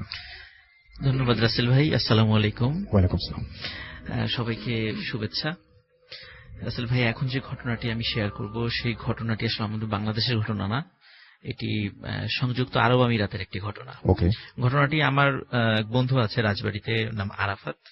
ওর দুঃসম্পর্কের এক আত্মীয় আছেন, তার নাম হল আব্দুর রহিম। উনি সংযুক্ত আরব আমিরাতে অনেকদিন আগে গিয়েছেন। উনি 1994 সালে সংযুক্ত আরব আমিরাতে যান। তো উনি ওখানে যাওয়ার পরে উনি যেই বাড়ির মানে যেই মালিকের আন্ডারে কাজ করতেন, ঠিক ওই মালিকের বাড়িতেই ঘটে যাওয়া ঘটনা এবং ওনার সামনে ঘটে যাওয়া যে ঘটনাটি সেটি মানে আমাকে বলেছেন, সেটি আমি শেয়ার করতে যাচ্ছি আজকে। ঘটনাটা রাসেল ভাই আমার কাছে খুব একটু অদ্ভুত লেগেছে, এজন্য আমি আজকে এটা শেয়ার করব। রাসেল ভাই, ঘটনাটি উনি যখন 94 সালে যান, যাওয়ার পরে আমরা জানি যে সংযুক্ত আরব আমিরাতটা কিন্তু 7টা প্রদেশ নিয়ে গঠিত। তার ভিতরে একটা হলো রাস আল খাইম। আর সংযুক্ত আরব আমিরাতের ওই রাস আল খাইম যে প্রদেশটা, এই প্রদেশটার পাশ দিয়ে পার্সিয়ান গালফ আছে, মানে পারস্য উপসাগর যেটি। তো উনি ওই রাস আল খাইমের একদম শেষ প্রান্তে, প্রায় পারস্য উপসাগর কাছাকাছি ওনার মালিকের বাড়িটা ছিল। ওনার মালিকের ব্যবসা বেসিক্যালি ছিল খেজুরের ব্যবসা। বেশ বড় খেজুর বাগান ছিল তার। তো উনি ওখানেই কাজ করতেন এবং থাকার জায়গাটা উনি মালিকের খুব বিশ্বস্ত হওয়ার কারণে মালিকের বাড়িতে ওনার থাকার ব্যবস্থা ছিল। তো বাড়ির মালিক উনি 1998 সালের দিকে সিদ্ধান্ত নিলেন যে ওনার বাড়িটা এটা ভেঙে নতুন করে আরো সুন্দর করে একটা বাড়ি উনি করবেন। ওনার তো বিশাল জায়গা নিয়ে ওনার বাড়িটা ছিল আর কি। তো উনি যখন প্ল্যান করে সবকিছু রেডি করে বাড়ির কাজটা উনি শুরু করবেন, যখন মানে বাড়ির ভিত্তিটা ফাউন্ডেশনটা উনি নিচ থেকে গেঁথে ওঠানোর জন্য মাটি খুঁড়েছেন আর কি, বেশ বড় করে যখন মাটি খোঁড়া হয়েছে, তখন আসলে একটা মানে অদ্ভুত ঘটনা ঘটে। সেটা হচ্ছে মাটি খোঁড়ার পরে যখন স্থাপনা, বিশেষ করে রড বা এই জিনিসগুলো যখন ওখানে বসানো হবে, তার আগেই হঠাৎ করে নিচ থেকে পানি ওঠা শুরু হয়। নিচ থেকে পানি যখন ওঠা শুরু করে, তখন ওই যারা ইঞ্জিনিয়ার ছিল এবং যারা শ্রমিক ছিল, ওনারা ওইখানে কাজগুলো করতে পারছিলেন না পানির কারণে। বারবার মেশিন লাগিয়ে পানিটা মানে সেচ করার চেষ্টা করলেও মানে পানি আর সেটা কমছে না। তখন ওরা চিন্তা করেন যে কাছেই তো পার্সিয়ান গালফ, পারস্য উপসাগর, হয়তো বা পানির এখানে একটা প্রবাহ থাকতে পারে বলে ওনারা চিন্তা করছিলেন। কিন্তু তারপরও ভৌগোলিক ভাবে ওখানে বৈজ্ঞানিক চিন্তা করছিলেন তারা, যদিও সেটা ভৌগোলিক ভাবে ওই ঠিক ওই জায়গাতে থাকার কথা না। মানে এতটা কাছে না যে সেখানে মাটি খুললেই পানি হয়ে যাবে। তো ওনারা খুব মানে চিন্তা করছিলেন যে শেষ করার পরেও পানি কমছে না, এখন কি করা যায়, কাজটা কিভাবে আগাবো। তখন ইঞ্জিনিয়ার বলছেন যে আপাতত কিছুদিন এভাবে অফ রাখেন কাজটা, দেখি আমরা পরবর্তীতে চিন্তা ভাবনা করে কিভাবে কাজটা আগানো যায়। তো ওইভাবে রাখা হলো রাসেল ভাই।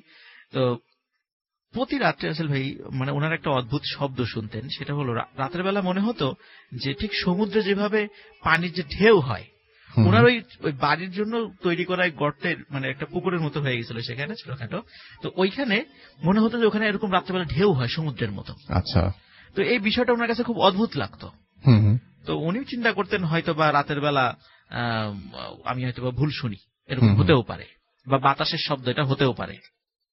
তো উনি একদিন ওই স্রোতের শব্দ শুনে উনি সত্যি সত্যি নিচে নামেন যে আসলে এই ঘটনা কি। এবং সত্যি রাসেল ভাই উনি দেখেন যে ওই পানিতে অদ্ভুত ধরনের মানে একটা ঢেউ হচ্ছে, মানে সমুদ্রের ঢেউয়ের মতো ওখানে ঢেউ হয়ে ঢেউ আবার আছড়ে পড়ছে। এটা উনি চিন্তা করেন যে এরকম তো হওয়ার কথা নয় এখানে। এবং উনি আর একটা বিষয় রাসেল ভাই দেখেন যে সেটা হলো ওই পানির মধ্যে কালো আকৃতির কিছু একটা জিনিস সেখানে সাঁতার কাটছে। আচ্ছা। তো উনি এটা দেখে রাসেল ভাই খুব ভয় পান এবং দ্রুত উনি বাসায় চলে যান। বাসায় গিয়ে উনি কাউকে এই বিষয়ে তেমন কিছু বলেন না। তো এদিকে ইঞ্জিনিয়াররা ওই বিষয়ে কোনো সমাধান করতে পারছিলেন না, কিভাবে কাজটা ওনারা শুরু করবেন। তো এর মধ্যে রাসেল ভাই আর কয়েকটা ঘটনা ওনার ফ্যামিলিতে ঘটতে থাকে। সেটা হলো প্রতি রাত্রে হঠাৎ মানে কোন মহিলার কান্নার আওয়াজ ওনাদের ঘরের মধ্যে শোনা যায়, যে কোনো মহিলা মানে নাকি সুরে কান্নাকাটি করছে। তো এটা উনি খোঁজার চেষ্টা করেন, মানে কোনো সমাধান হয় না। তো এখন মানে ঘরের মধ্যে একদম একটা ভুতুড়ে পরিবেশ সৃষ্টি হয়ে গেছে, যে রাতের বেলা একে তো ওখানে যে স্রোতের শব্দ, আবার ঘরের মধ্যে মনে করুন যে এই যে মহিলাদের নাকে কান্নার আওয়াজ, এটা মোটামুটি ওনার ঘরের মধ্যে ওনার যেই সন্তানাদি খুব ছোট ছিল এবং ওনার ওয়াইফ এবং উনি খুব ভয় পেতেন এটা। তো এখন আসল ভাই এটা তো সমাধান করার দরকার, এখন কি করা যায়। তো যেহেতু উনি একজন ধার্মিক লোক ছিলেন, তো উনি স্থানীয় একজন খুব ভালো আলেমের শরণাপন্ন হন। তো ভালো আলেমের শরণাপন্ন হওয়ার পরে ওই আলেম বলেন ঠিক আছে রাত্রে আমি আসবো আপনার বাড়িতে, দেখি এটা নিয়ে কি করা যায়। তো রাসেল ভাই রাত্রে উনি আসেন, মধ্যরাত্রের দিকে উনি আসেন। হুম হুম। আসার পর উনি বলেন যে আমাকে ওই আপনার ওই মানে যেখানে গর্ত করেছেন বাড়ি করার জন্য ওখানে নিয়ে চলে। আচ্ছা। তো ওখানে উনি নিয়ে যান, নিয়ে যাওয়ার পরে বলে যে আপনারা সবাই একটু আমার পিছনে দাঁড়ান এবং কেউ ভয় পাবেন না, আমি দেখি চেষ্টা করি করা যায়। ওখানে রাসেল ভাই যে আব্দুর রহিম যে ভাইয়ের কথা বললাম, হুম। উনি ওখানে দাঁড়ানো ছিলেন আচ্ছা। যে আসলে কি ঘটনাটা ঘটছে ওনার চোখের সামনে।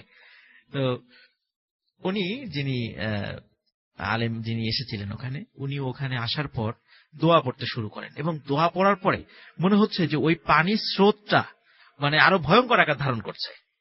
সবাই খুব ভয় পাচ্ছেন এখানে হচ্ছেটা কি আসলে। হুম হুম। সমুদ্রের সেই ঝড়ের মতো উত্তাল সমুদ্র মনে হচ্ছে এই ছোট্ট জায়গার মধ্যে চলে আসছে। আচ্ছা। কারণ হঠাৎ দেখছেন যে ওর ভিতর থেকে আস্তে আস্তে একজন লোক উঠে আসলো। হুম হুম। তার সমস্ত শরীর ভেজা, মাথার চুলগুলো অনেক বড় বড়। তো উনি আসার পরে মানে ওই আলেম ওনাকে সালাম দিলেন। আচ্ছা।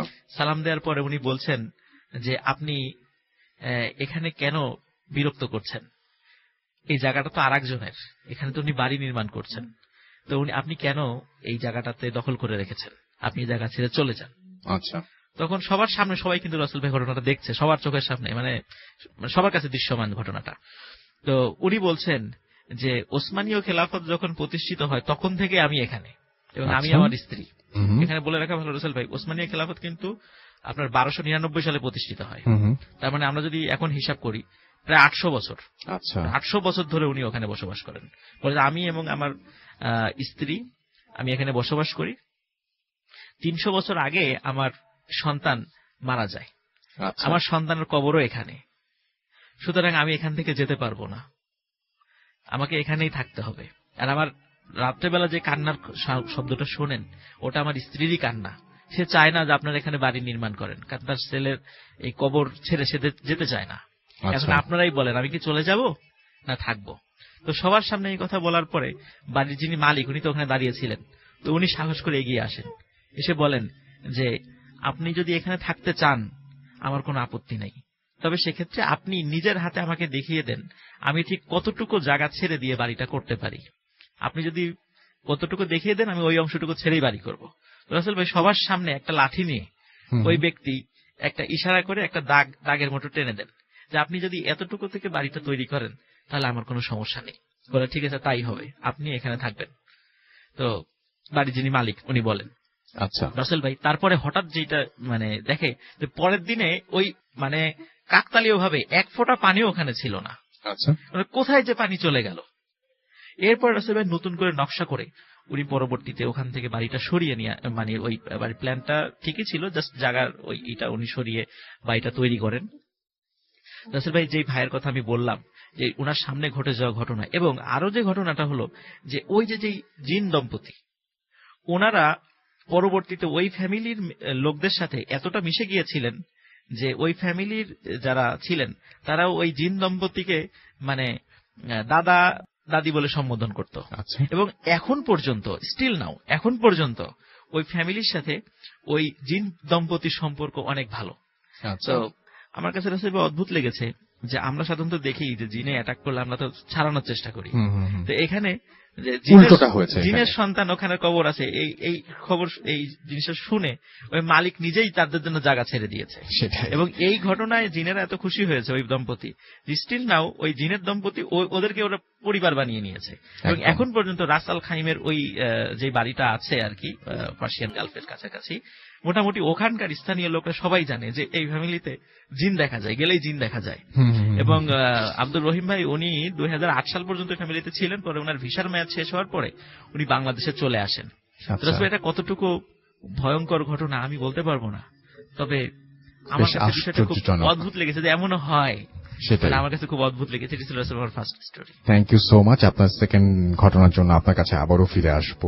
আমি চলে যাব বাবু ভাইয়ের কাছে। আজকের প্রথম যে ঘটনাটি তার কাছ থেকে শুনবো সেটির জন্য আপনারা নিশ্চয়ই অধীর অপেক্ষা করছেন, অধীর অপেক্ষায় আছেন, এবং সেই ঘটনাটি আমরা শুনে আসবো এখন। বাবু ভাই চলুন আপনার প্রথম ঘটনা আমরা শুনে ফেলি। অনেকদিন পরে আসলেন, এবং আগে জিজ্ঞেস করি যে আপনি সুস্থ আছেন, আপনার শরীরের অবস্থা কেমন? আলহামদুলিল্লাহ এখন অনেক বেটার আগের থেকে, এই জন্য আসতে পেরেছি। আচ্ছা যাই হোক রাসেল ভাই প্রথম কাহিনীটা শুরু করি। আচ্ছা, এই কাহিনীটা আমাকে শেয়ার করছে রিপুল।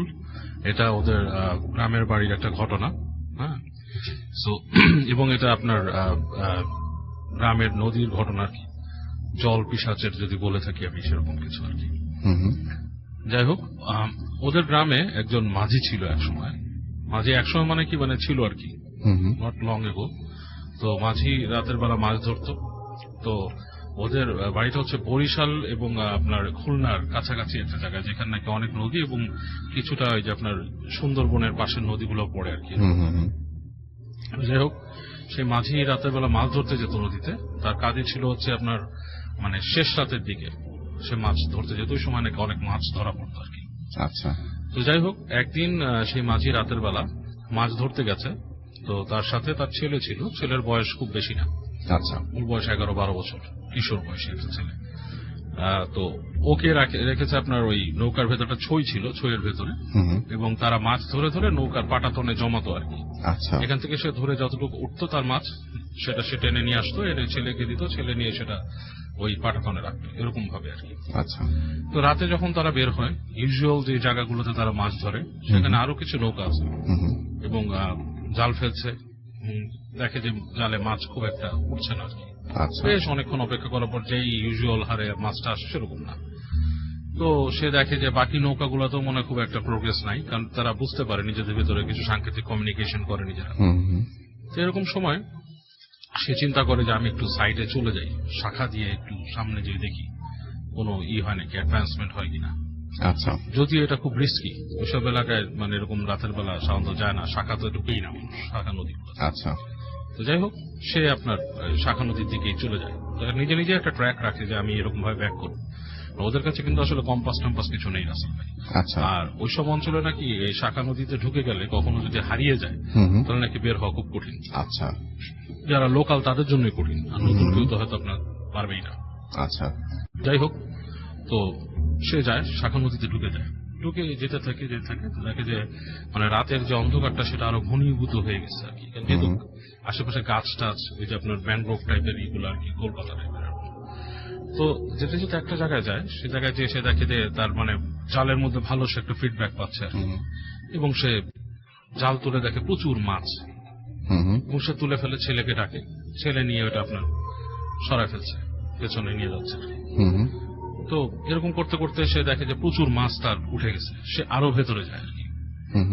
যাওয়ার সময় এক পর্যায়ে সে দেখে যে তার জালটা সে পাচ্ছে। তো দেখে যে জালের মধ্যে বেশ ভালো নড়াচড়া হচ্ছে, বুঝছে যে জাল বেশ ভারী হয়ে গেছে আর কি। তো সে সেটা টানা শুরু করে, টানে গুটায় গুটায় একদম তুলে আনে, দেখে প্রচুর মাছ লাফাচ্ছে।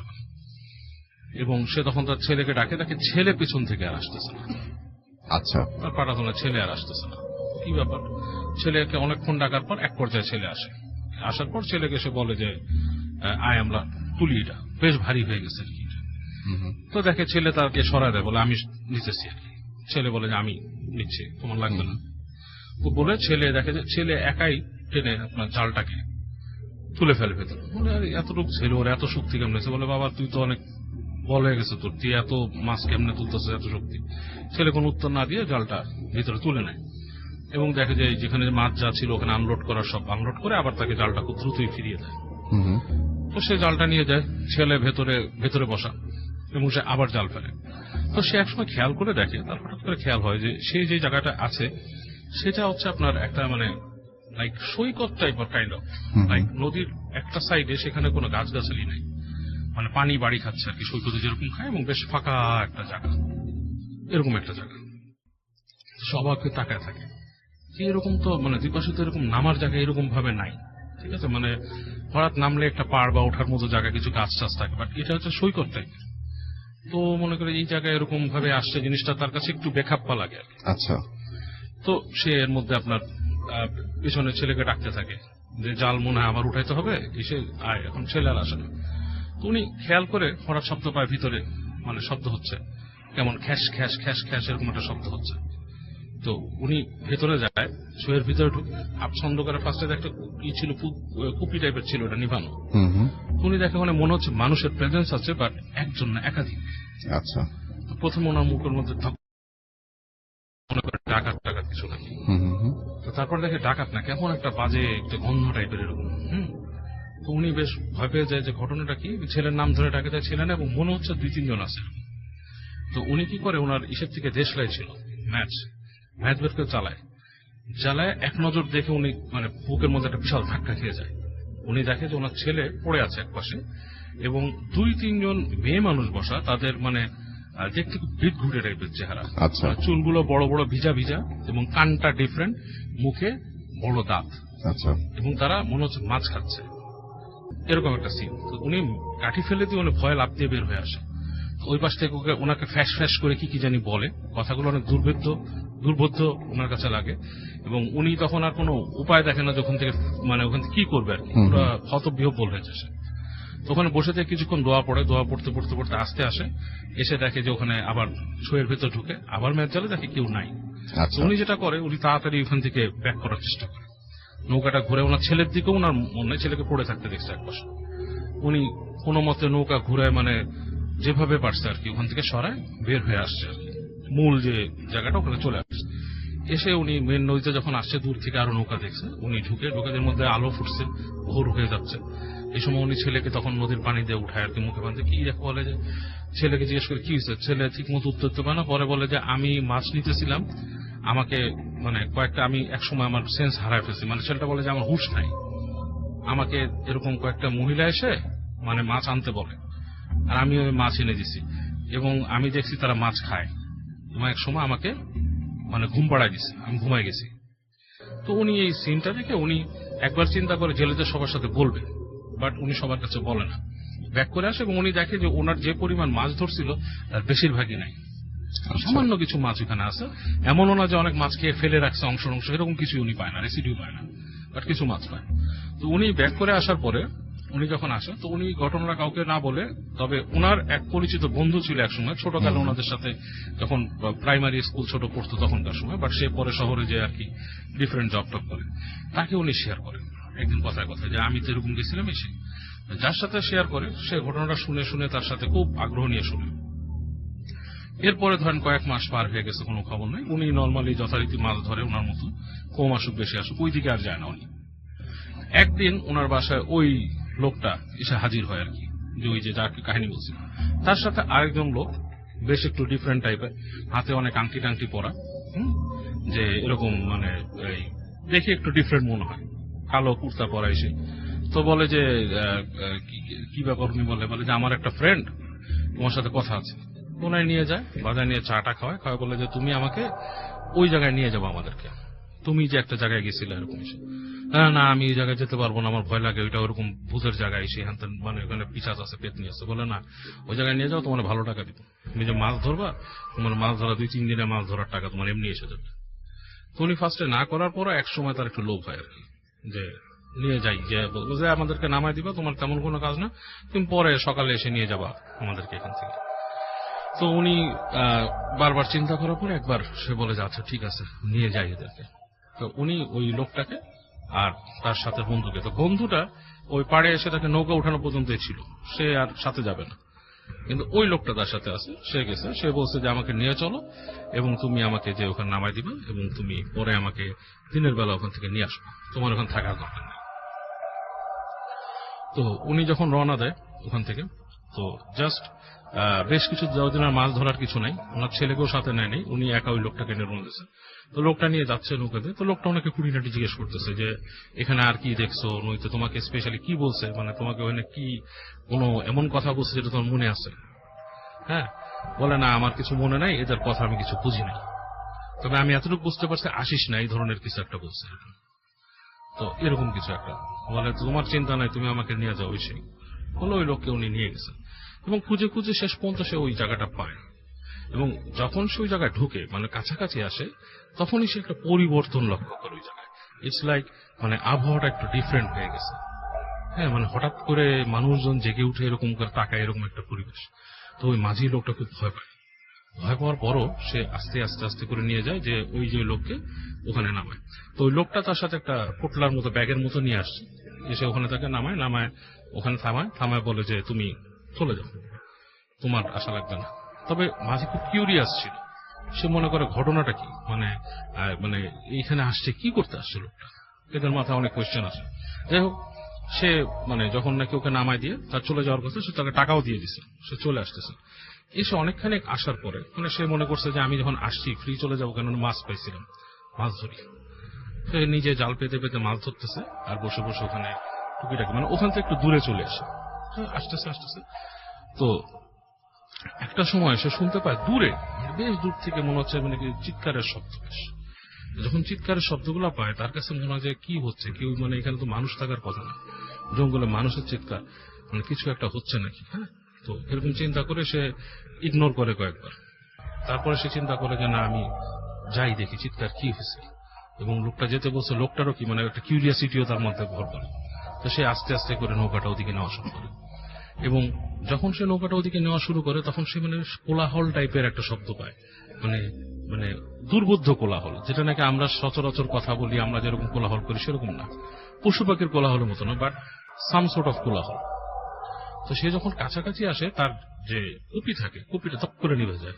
কুপি জল নামে, বেশ বাতাস উইন্ডি একটা চলে এবং তার কুপি নিভে যায়। তখন সে একটু ভয় পায়, গা কাটা দিয়ে ওঠে তার এরকম জঙ্গলের মধ্যে, এবং সে ফিসফিসানি গুলো খুব বেড়ে যায়, মানে it's like some sort of, সে বলছে দুর্বোধ্য কোনো শব্দ আর কি। তো সে নৌকাটা যখন কাছাকাছি নিয়ে আসছে, ওই চরের কাছাকাছি যখন চলে আসে, দূর থেকে সে দেখে যে অনেকগুলো মানুষ উবুড় হয়ে যদি কিছু খায় সেরকম একটা সিন, ঠিক আছে, এরকম একটা সিন।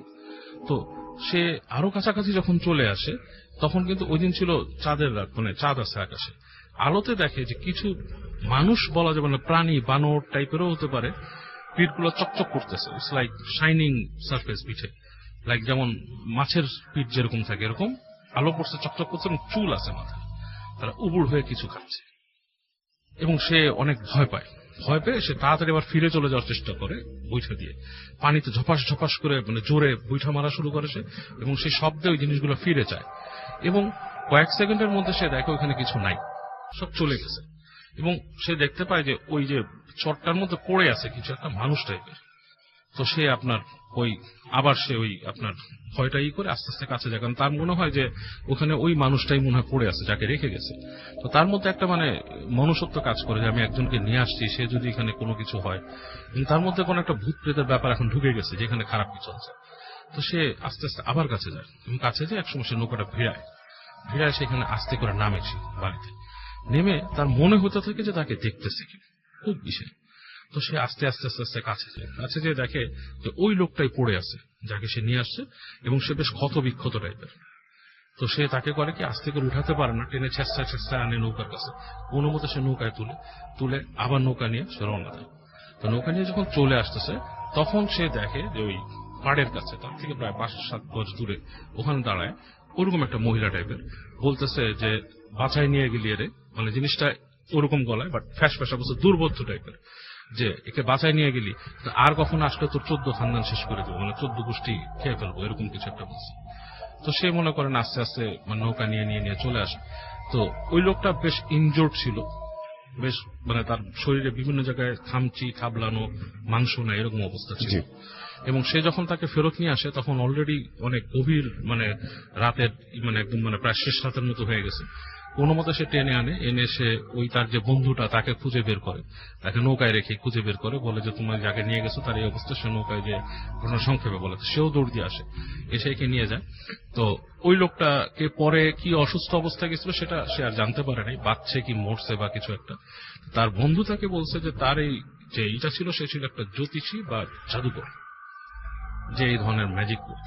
তো বলছে যে তুমি ভুল করে এমন কোথাও গেছিলে যেখানে মানুষ জলপরীর সাধনা করে, এমন কোথাও তুমি গেছিলে যেখানে জলপরী বা পানির পিশাচ বা যেটাই বলে সেটা ওই জায়গায় থাকে, তুমি একটা জায়গা খুঁজে পাইছিলে। এবং ও গেছিল সেখানে সেটা করতে, বাট সে ওইটাকে কন্ট্রোল করতে পারে নাই, বা সে যে সাধনা করতে গেছিল সেটা সে করতে পারে নাই, এই কারণে তার কি অবস্থা। তো সে জিজ্ঞেস করে সে কি বেঁচে আছে, এটার উত্তর তার বন্ধু তাকে দেয়নি। আচ্ছা, এটা হচ্ছে ওকে, থ্যাংক ইউ সো মাচ আপনার চমৎকার ঘটনার জন্য। আমরা শুনে আসব আফনান ভাইয়ের কাছে তার দ্বিতীয় ঘটনাটি। আশা করছি আফনান ভাইয়ের ঘটনা আপনাদের আনন্দ দিতে পারবে। ধন্যবাদ রাসেল ভাই। রাসেল ভাই, এখন যে ঘটনাটি আমি শেয়ার করব সেটা আমার বাসার কাছেই একটি জায়গা আছে, সেই জায়গারই ঘটনা। আর ওই জায়গা নিয়ে আমি একাধিকবার রাসেল ভাই আমি গল্প বলেছি, জায়গাটা এতটা হন্টেড যে ওটার গল্প আসলে শেষ হয় না। অনেক অসাধারণ ভয়ঙ্কর সমস্ত ঘটনাগুলো সেখানে রয়েছে। এখন যে ঘটনাটি রাসেল ভাই শেয়ার করবো, রাজবাড়ী ভৌতিস্ট টিমের যে মেম্বার সজীব ওই ঘটনাটি আমাকে কালেক্ট করে দিয়েছে। ওকে, তো ওদের জন্য অনেক ধন্যবাদ, ওরা অনেক কষ্ট করে রোজার মধ্যে এই ঘটনাটি দিয়েছে আর কি। ধন্যবাদ। তো রাসেল ভাই ঘটনাটি যে যার সাথে ঘটেছিল খুব বেশি দিন আগের না, এটা 2000 সালের ঘটনা এটাই। তো যার সাথে ঘটেছে তার নাম হচ্ছে বাবু। তো উনি রাজবাড়ী রেল স্টেশনের পাশে একটা হোটেল আছে, উনি ওই একটা হোটেলের কর্মচারী এখন পর্যন্ত আর কি, উনি কাজ করেন। তো উনি রাতের বেলা যখন বাড়িতে ফিরতেন, তো বাড়িতে ফেরার সময় ওনার বাড়িটা ছিল হচ্ছে কামালদিয়াকান্দি গ্রামে, এবং ওই কামালদিয়াকান্দি গ্রামে যাওয়ার জন্য ওই আপনার রেল স্টেশন থেকে সোজা পূর্ব দিক থেকে হেঁটে আসতে হয়। এবং যে জায়গাটা আছে লোকশৈট নামক একটা জায়গা, যে জায়গাটার গল্প আমি আগেও বলেছি, ওই জায়গাটা এমনিতে অনেক হন্টেড, যারা রাজবাড়ির যারা বাসিন্দা আছেন তারা জানেন ওই জায়গা সম্পর্কে। তো ওই রেল পার হয়ে একটি কবরস্থান আছে রাসেল ভাই, কিন্তু ওই কবরস্থানটি একটু ভিন্ন ধরনের কবরস্থান, এটা মানে মুসলিমদের কবরস্থান নয়। রাজবাড়িতে ওই রেলের জায়গার পাশে দলিত সম্প্রদায়ের একটা বিশাল আবাস স্থল আছে সরকারিভাবে। তো ওনাদের মধ্য থেকে যাদেরকে পোড়ানো হয় না, কোনো কারণে যাদেরকে পোড়ানো হয় না, তাদেরকে ওখানে কবরস্থ করা হয় আর কি। তো ওই দিক দিয়ে আসার সময় উনি বেশ কিছু ঘটনা, স্বাভাবিকভাবে ওখানে যে ভয়ঙ্কর ঘটনা ঘটে এটা উনি জানেন, বেশ মোটামুটি সাহস নিয়ে চলাফেরা করেন আর কি। তবে একদিন উনি ফিরছিলেন, ফেরার সময় যখন রেল পার হয়ে ঠিক ওই জায়গা দিয়ে যাচ্ছিলেন, কবরস্থানে ঠিক মাঝখান দিয়ে রাসেল ভাই পায়ে হাঁটার রাস্তা, মানে দুই পাশে কবরস্থান, মাঝখান দিয়ে পায়ে হাঁটার রাস্তা। আর এই কবরস্থানে বড় বড় দুটো শিমুল গাছ আছে, আমরা লোকালি সেটাকে মাদার গাছ বলে থাকি আর কি। এবং রাসেল ভাই একটা মাদার গাছের অবস্থা এমন, ওটা যদি কেউ দেখে, যে কেউ মাদার গাছটা দেখে ভয় পাবে, মনে হবে যে একজন মানুষ 2 হাত উঁচু করে দাঁড়িয়ে আছে, ঠিক একটা মানুষের অবয়বের মতো ওখানে একটা গাছ আছে আর কি। আর আরেকটা রাসেল ভাই ওই গাছ সম্পর্কিত বিষয়, সেটা হলো যে এখন পর্যন্ত মানে ওই গাছে কমপক্ষে 20 জন লোক, কমপক্ষে আরো বেশি হবে, কমপক্ষে 20 জন লোক সুইসাইড করেছে ওই গাছের। ওই যে আমি বললাম একটা মানুষের মতো 2 হাত উঁচু করে দাঁড়িয়ে আছে, ওই একটা ডালের সাথে বা আরেকটা ডালের সাথে কমপক্ষে 20 জন মানুষ এখন পর্যন্ত মারা গেছে। কেন যে ওখানে গিয়ে সুইসাইড করে এটা আসলে আমরা আজও জানি না, যে ওইখানে গিয়েই কেন মারা যায়। রাসেল ভাই উনি যখন যাচ্ছিলেন, যাওয়ার সময় তো হঠাৎ ওই দিন ছিল চাঁদনি রাত, হঠাৎ উনি মনে হলো যে মাথায় একটি ডাল এসে আঘাত করলো। তো উনি মনে করেন হয়তো যাওয়ার পথে কোনো ডাল হয়তো আমার মাথায় বেঁধে গেছে। তো উনি চিন্তা করলেন যে তাহলে আমি ডালটা হাত দিয়ে সরিয়ে দেই। যখন রাসেল ভাই উনি যখনই হাত দিয়ে সরাতে গেছেন ডাল, তখন দেখেন না, ওনার এটা আসলে কোনো ডাল না, এটা একটা মানুষের পায়ের মতো মনে হচ্ছে। তখন উনি সাহস করে যখনই উপরে তাকিয়েছেন, তখন উনি দেখছেন একজন মানুষ ঝুলছে সেখানে। তো উনি ওই দৃশ্য দেখে উনার সকল সাহস শেষ হয়ে গেছে, উনি ওখানেই একটা চিৎকার দিয়ে সেন্সলেস হয়ে পড়ে যান। তো উনার ওই চিৎকারটা, তখন শীতকাল ছিল, অনেক দূর পর্যন্ত গিয়েছিল। তো গ্রামের লোকজন ওখানে যারা পাশে আছে, ওনার চিৎকার শুনে মশাল নিয়ে এগিয়ে আসে। এগিয়ে আসার পরে ওনাকে ওখান থেকে উদ্ধার করে নিয়ে যায়। তখন যখন উনি জ্ঞান ফেরে, তখন বলে যে আমি এই ঘটনা দেখেছি। বলে যে এটা তো এই জায়গার একটা সাধারণ ঘটনা, এটা নিয়ে অত ভয়ের কিছু নাই, মানে সাহস করে দোয়া কালাম করে চলবা, এগুলো কিছু হবে না। তো যাই হোক রাসেল ভাই উনি সুস্থ হয়ে যান, যেহেতু সবাই তাকে অভয় দেয়, কিন্তু আমরাও এরকম অনেক ঘটনা দেখেছি, ভয়টাই পাইনি। তো উনি স্বাভাবিকভাবে একটু মানসিক ভাবে মানে হয়ে ওঠেন, আবার চাঙ্গা হয়ে ওঠেন। তা ওই ঘটনা উনি ভুলে যান। এর রাসেল ভাই 3-4 দিন পর আবার কোনো কারণে মানে ওই হোটেল থেকে বের হতে হতে ওনার দেরি হয়ে গেছিল। তো আবার যখন উনি ফিরছিলেন শীতের রাতে, তখন আবার যখন ওই কবরস্থানের মাঝখান দিয়ে উনি হেঁটে যাচ্ছিলেন, স্বাভাবিকভাবে সাধারণভাবে ওনারা একসাথে 3-4 জনই আসেন, তবে ওই দিন আবার উনি একা ছিলেন। উনি যখন আসছিলেন তখন রাসেল ভাই আর একটা ঘটনা ওনার সাথে ঘটে। তো উনি দেখেন যে পুরো কবরস্থান জুড়ে প্রায় 7 থেকে 8টা কাফন মোড়ানো লাশ পড়ে আছে। এবং আর একটা দিকে উনি খেয়াল করেন যে একটি কবর, সেটা মনে হচ্ছে কেউ উপর থেকে মাটি সরিয়ে ফেলেছে। এবং চাঁদনি রাতে উনি স্পষ্ট দেখছেন যে ওই কবর থেকে কোনো একজন ব্যক্তি মাথা উঁচু করে দাঁড়িয়ে আছে। মাই গড! তো ওই দৃশ্য উনি দেখার পরে উনি আর সাহস রাখতে পারেন নাই, উনি ওখানে আবার সেন্সলেস হয়ে পড়েছেন। তো আবার ওই সকালবেলা ওনাকে উদ্ধার করা হয়। এখন রাসেল ভাই এই যে দুটো ঘটনা, বিশেষ করে পরের যে ঘটনাটা, এরপরে কি হয় রাসেল ভাই, উনি যেদিনই একা আসেন আর ওনার বাড়ি যাওয়ার পথ কোনোভাবেই ওই আপনার ওই কবরস্থানের মাঝখান দিয়ে যাওয়া ছাড়া ওনার উপায় ওইভাবে নাই। কেন, উনি যদি অন্য দিক দিয়ে ঘুরে যেতে চান, কয়েক কিলোমিটার ঘুরে তাকে বাড়ি যেতে হবে। তো যার কারণে ওনারা চেষ্টা করেন একসাথে কয়েকজন আসার জন্য, এবং একা থাকলে মানে একটু সাহস করে আসার জন্য। কিন্তু রাসেল ভাই যখনই উনি একা থাকেন এই ঘটনাগুলো ওনার সাথে ঘটতে থাকে। বিশেষ করে এই যে যখন উনি একা থাকেন ওই ঠিক রাস্তার ওখানে এই কাফন মোড়ানো লাশগুলো ওনার পথ আগলে দাঁড়ায়। আচ্ছা, তো একদিন উনি চিন্তা করছেন যে এইভাবে ভয় পেলে চলবে না, মুরব্বীরা যেহেতু বলেছেন, ওনারা অনেকেই এগুলো দেখেন ভয় পান না, আমি আর ভয় পাবো না। উনি মনে মনে সাহস নিয়ে একদিন আবার উনি একা আসছিলেন, উনি সাহস নিয়ে এগিয়ে যাচ্ছেন। এবং সত্যি রাসেল ভাই ওই দিন দেখে একই রকম ভাবে ওনার পথ আগলে এরকম কয়েকটা লাশ শুয়ে আছে। তখন উনি চিন্তা করেন আজকে আর ভয় পাবো না, আজকে আমি এই লাশের উপর দিয়েই চলে যাব, দেখি আমাকে কি করে। তখন রাসেল উনি সাহস করে এগিয়ে যাচ্ছিলেন। যখনই রাসেল ভাই সাহস করে একটা লাশ পার হয়েছেন, হঠাৎ উনি ফিল করলেন যে একটি লাশ খপ করে ওনার পা চেপে ধরেছে, এবং উনি কিছুতেই ওই পা ছোটাতে পারছেন না। অনেক চিৎকার করছেন, কিন্তু মনে হচ্ছে যে রাসেল ভাই উনি চিৎকার মানে ওনার গলা দিয়ে বের হচ্ছেই না। অনেক দোয়া পড়ার পরে হঠাৎ মনে হলো যে লাশ তার পাটা ছেড়ে দিল। তখন উনি মানে ওনার সর্বশক্তি দৌড়াচ্ছেন। কিন্তু রাসেল ভাই উনি যত জোরেই দৌড়ান না কেন, ওনার মনে হচ্ছে যে উনি একই জায়গায় দাঁড়িয়ে আছেন, অনেক জোরে দৌড়াচ্ছেন, কিন্তু উনি একই জায়গায়, মানে উনি কিছুতেই মনে হয় যে উনি 1 ইঞ্চি আগাতে পারছেন না। এভাবে অনেক চেষ্টা উনি করেন, এবং কিছুক্ষণের মধ্যে হঠাৎ দেখেন যে পিছন থেকে একটা ছায়া মূর্তি এসে ওনাকে জাপটে ধরে, এবং জাপটে ধরার পর ধস্তাধস্তি হয়। এবং সকালে ওনাকে আবার ওই একই জায়গায় ওনাকে পাওয়ার পর আবার ওনার এরপরে প্রায় 3 দিন উনি সেন্সলেস ছিলেন। সেন্সলেস থাকার পরে উনি তারপরে সুস্থ হন। আর ওই যে রাসেল ভাই একটা ছায়ামূর্তির সাথে জাপটির কারণে ওনার শরীরে এখন পর্যন্ত অনেক মানে আঁচড় লাগার দাগ আছে। আচ্ছা, এখন পর্যন্ত এটা রয়ে গেছে আর কি। অনেকে উনি দেখান এটা, যে এই অনেকে বিশ্বাস করে যে অনেকে আমরা গল্প শুনি যে জিনের সাথে ধস্তাধস্তি হয়, কিন্তু ওনার শরীরে ওই ধস্তাধস্তির চিহ্ন এখনো বিদ্যমান। আজ তো প্রায় 18 বছর হয়ে গেল, এখন ওনার শরীরে বিদ্যমান আছে রাসেল ভাই। তো এটি ছিল রাসেল ভাই আমার।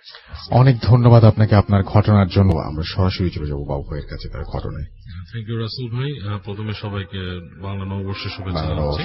এন্ড থ্যাঙ্কস ফর কামিং বাবু ভাই।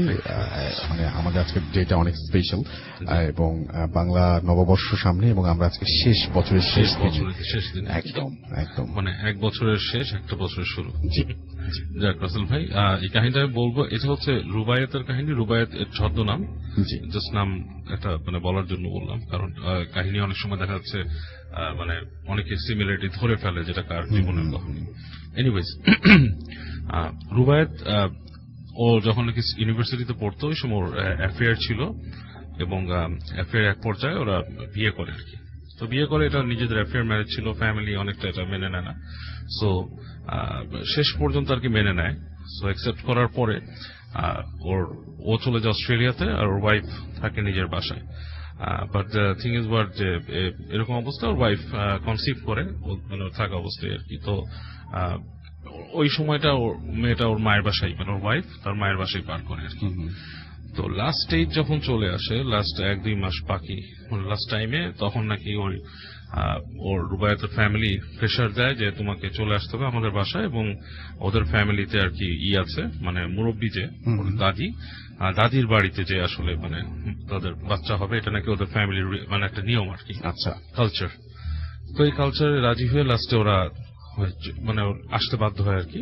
রুবায়েতের ওয়াইফকে বলে যে তুমি চিন্তা করো না, তোমার কাছে জিনিসটা বেশ আনইউজুয়াল লাগতে পারে, আমি চলে আসবো এর মধ্যে, আমি এর মধ্যে আসবো, যেভাবে হোক দেশে আসবো। এনিওয়েজ, তো ওর ওয়াইফ ওর দাদা বাড়ি মানে রুবায়েতদের বাড়িতে চলে যায়, রুবায়েতের দাদা বাড়ি যেটা আর কি, যেখানে ওদের নিয়ে যায় ঢাকার বাইরে কোন একটা জায়গায়।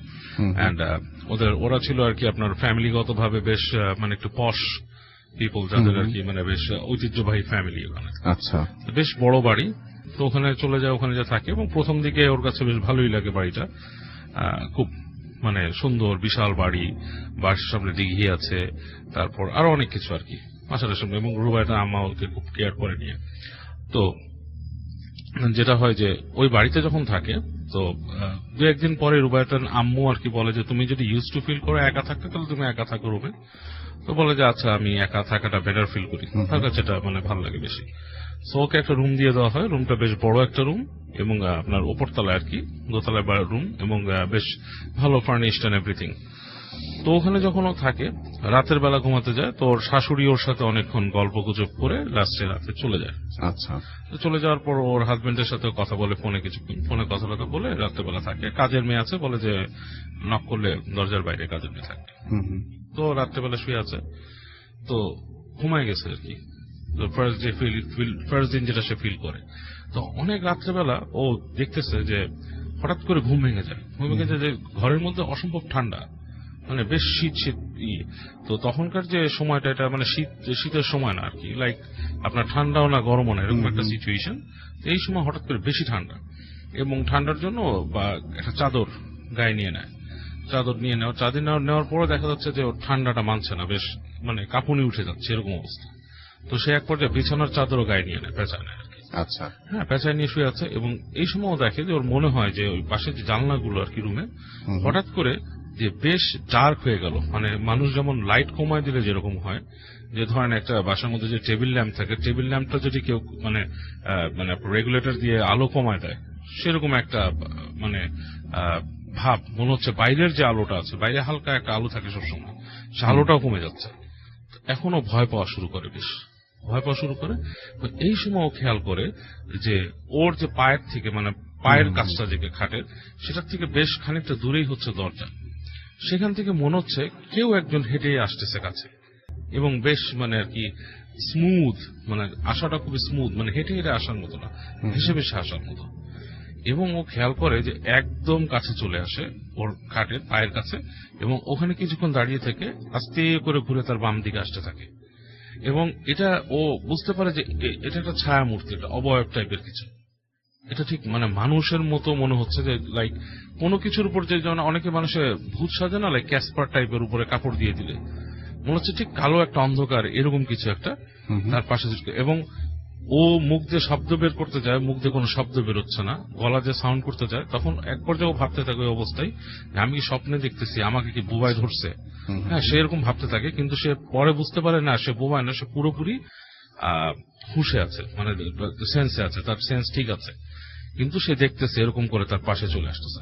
তো অনেকক্ষণ চেষ্টা করতেছে চিৎকার করে, ঘোঙানোর পর একসময় তার গলা দিয়ে সাউন্ড বেরোয়, জোরে চিৎকার করে ওঠে। এবং এই গোঙানোর শব্দ বা চিৎকারে ওই পাশ থেকে কাজের মেয়েটা এসে দরজা নক করে, এবং সে উঠে যায়। উঠে যে কাজের মেয়েটা ঢোকার পর কাজের মেয়ে লাইট জ্বালায়, দেখে রুমের ভিতরে কিছু নাই, রুমটা মানে খালি। তো সে মানে খুবই হয়ে যায়, এবং সে কাজের মেয়েকে বলে যে তার মাকে ডেকে আনতে আর কি, মানে শাশুড়িকে। এবং শাশুড়ি চলে আসে, বলে কি হয়েছে, তো বলে যে এরকম মানে ভয় পাইছে। তো ভয় পাওয়ার পর শাশুড়ি বলে আচ্ছা ঠিক আছে, তোমাকে আমি কালকের থেকে এখানে একা রাখবো না, তুমি আমার রুমে থাকো। তো সে বলে না আপনার রুমে থাকার দরকার নেই। তো শাশুড়ি বলে তাহলে আমি তোমার সাথে থাকবো, একা থাকার দরকার নেই এখানে, তুমি এখন প্রেগনেন্ট এসে। এবং শাশুড়ি বেশ জোর করেই বলে, সে বলতেছে যে আম্মু আমি আজকে ভয় পেয়েছি, কি হয়েছে, ওকে হ্যাঁ এটা হয়তো আমি স্বপ্নে দেখছি। বলতেছে না তুমি থাকবো না, আমি একা থাকবো। তো যেটা হয় কি, যে ওদের বাসায় ওই একজন ওর দাদির সাথে একটা বোন টাইপের কেউ ছিল। সে এর পরদিন ওর ওয়াইফের সাথে কথা বলে, রুবায়েতের ওয়াইফের সাথে কথা বলে, গল্প করতে করতে বলে যে এই বাসায় তো অনেক স্টোরি আছে, এটা রুবায়েতের অমুক দাদা কিনছিল আরেক কিসের কাছ থেকে, অনেক পুরনো বাড়ি ছিল, সেটাকে তারা বাড়িটাকে রিনোভেট করছে, এবং এখানে অনেক ইতিহাস আছে, অনেক কিছু দেখে। এখানে গুপ্ত ধন, যে ওটা মঠ নাকি বলে সেটা ছিল, হ্যাঁ আচ্ছা, সেগুলো এখনো আছে, মানুষ বলে সেগুলো পাহারা দেয়, হ্যাঁ এই সেই। তারপর তার কোন দাদাকে নিয়ে গেছে, এরকম অনেক কাহিনী শোনা। এইসব কাহিনীতে সে না বেশ ভয় পেয়ে যায় আর কি। সে ভয় পেয়ে যায়, সে বলে রুবায়েতের মাকে যে আম্মা এখানে আমি আসলে থাকতে চাচ্ছি না, আমার ভয় লাগে। ওনার নিজেরই ভয় লাগছে, আমার ভয় লাগে, আমি চলে যাই।